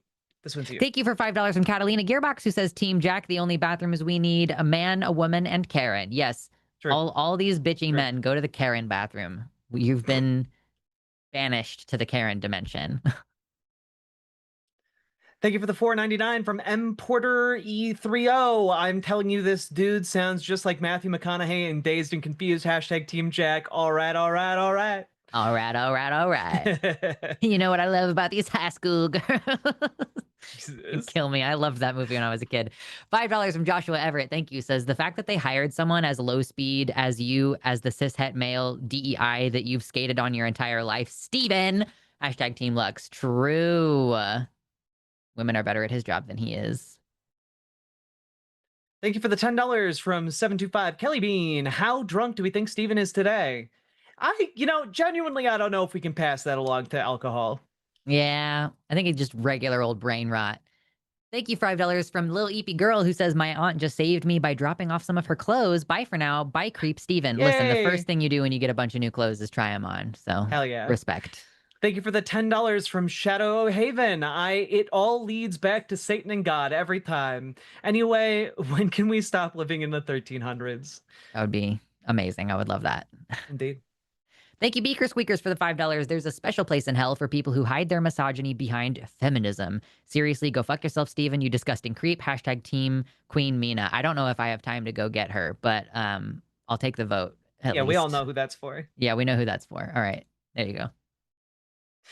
Thank you for the $5 Canadian from Mrs. Crocodile. It's June and I'm bi, so it feels like torture to have to pick a team. But for today, hashtag Team RBJ. I did it. I got the baby. The baby. She was sleeping and I bothered her. Did you get a vote? You did. Okay. I did. Number 9. Okay. Oh, little Eepy girl. I'm glad your girlfriend liked your new clothes a lot. Yeah. Thank you, $5 from Anime Sidekick Gal, who says, hashtag Team Jack, you are an amazing duo. Listen, yeah, this is a good team. I enjoy this. Hell yeah, me too. This lineup. There you go. Baby. Thank you for She's the looking at me like, what the fuck is wrong with you? From Brutus Magnuson 315. I suspect TERFs, like other reactive ideologies, kind of need to be intercepted through media savviness before they end up in that positive feedback loop in the first place. Also, hashtag Team Jack. They do not care when presented with conflicting information. They'll simply move on to another point where they think they have an advantage. Yep. Thank you for $5 from Min, who says, thank you, Jack and Lux. I look forward to speaking with you again. Hashtag Team Jack. Yes, I will be back next week, but Jack will be back in 2 weeks. So that's the schedule for the rest of the month.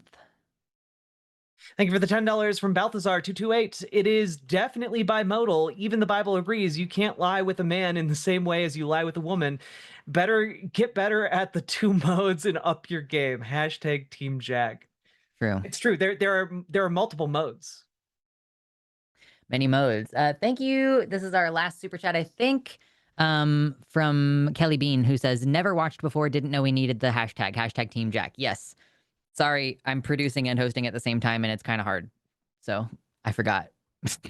The more you know. The more you know. Okay, that's it. I gotta make this go away now, and I forget what button it is. I forget what any of the rest of this is supposed to be. Hold on. I gotta find it. God damn it. Arden is not very organized in here. Okay, so let's go. I gotta fucking change all of the text. Oh my god. Why? Okay. Okay, I figured it out. I figured out what I have to change. Okay. What one? Only trans politicians. Only trans politicians. Forgot about this and part. You're the winner, and I'm the loser. Okay, excellent. Yeah, I know. What a fucking dweeb. Okay. Nope, that's not the right button. It's this one. Charging up the clock. Okay, there should be only trans politicians. 3, 2, 1, go. Let's go. So the thing is that the cis people have been fucking things up. They really been botching this whole thing. They really been shitting everything up for a long time. And a lot of people are like, oh my god, the future is female. Oh my god. And I'm like, yeah, while I do think that women in general are like better at things than men because they actually have to try to accomplish things.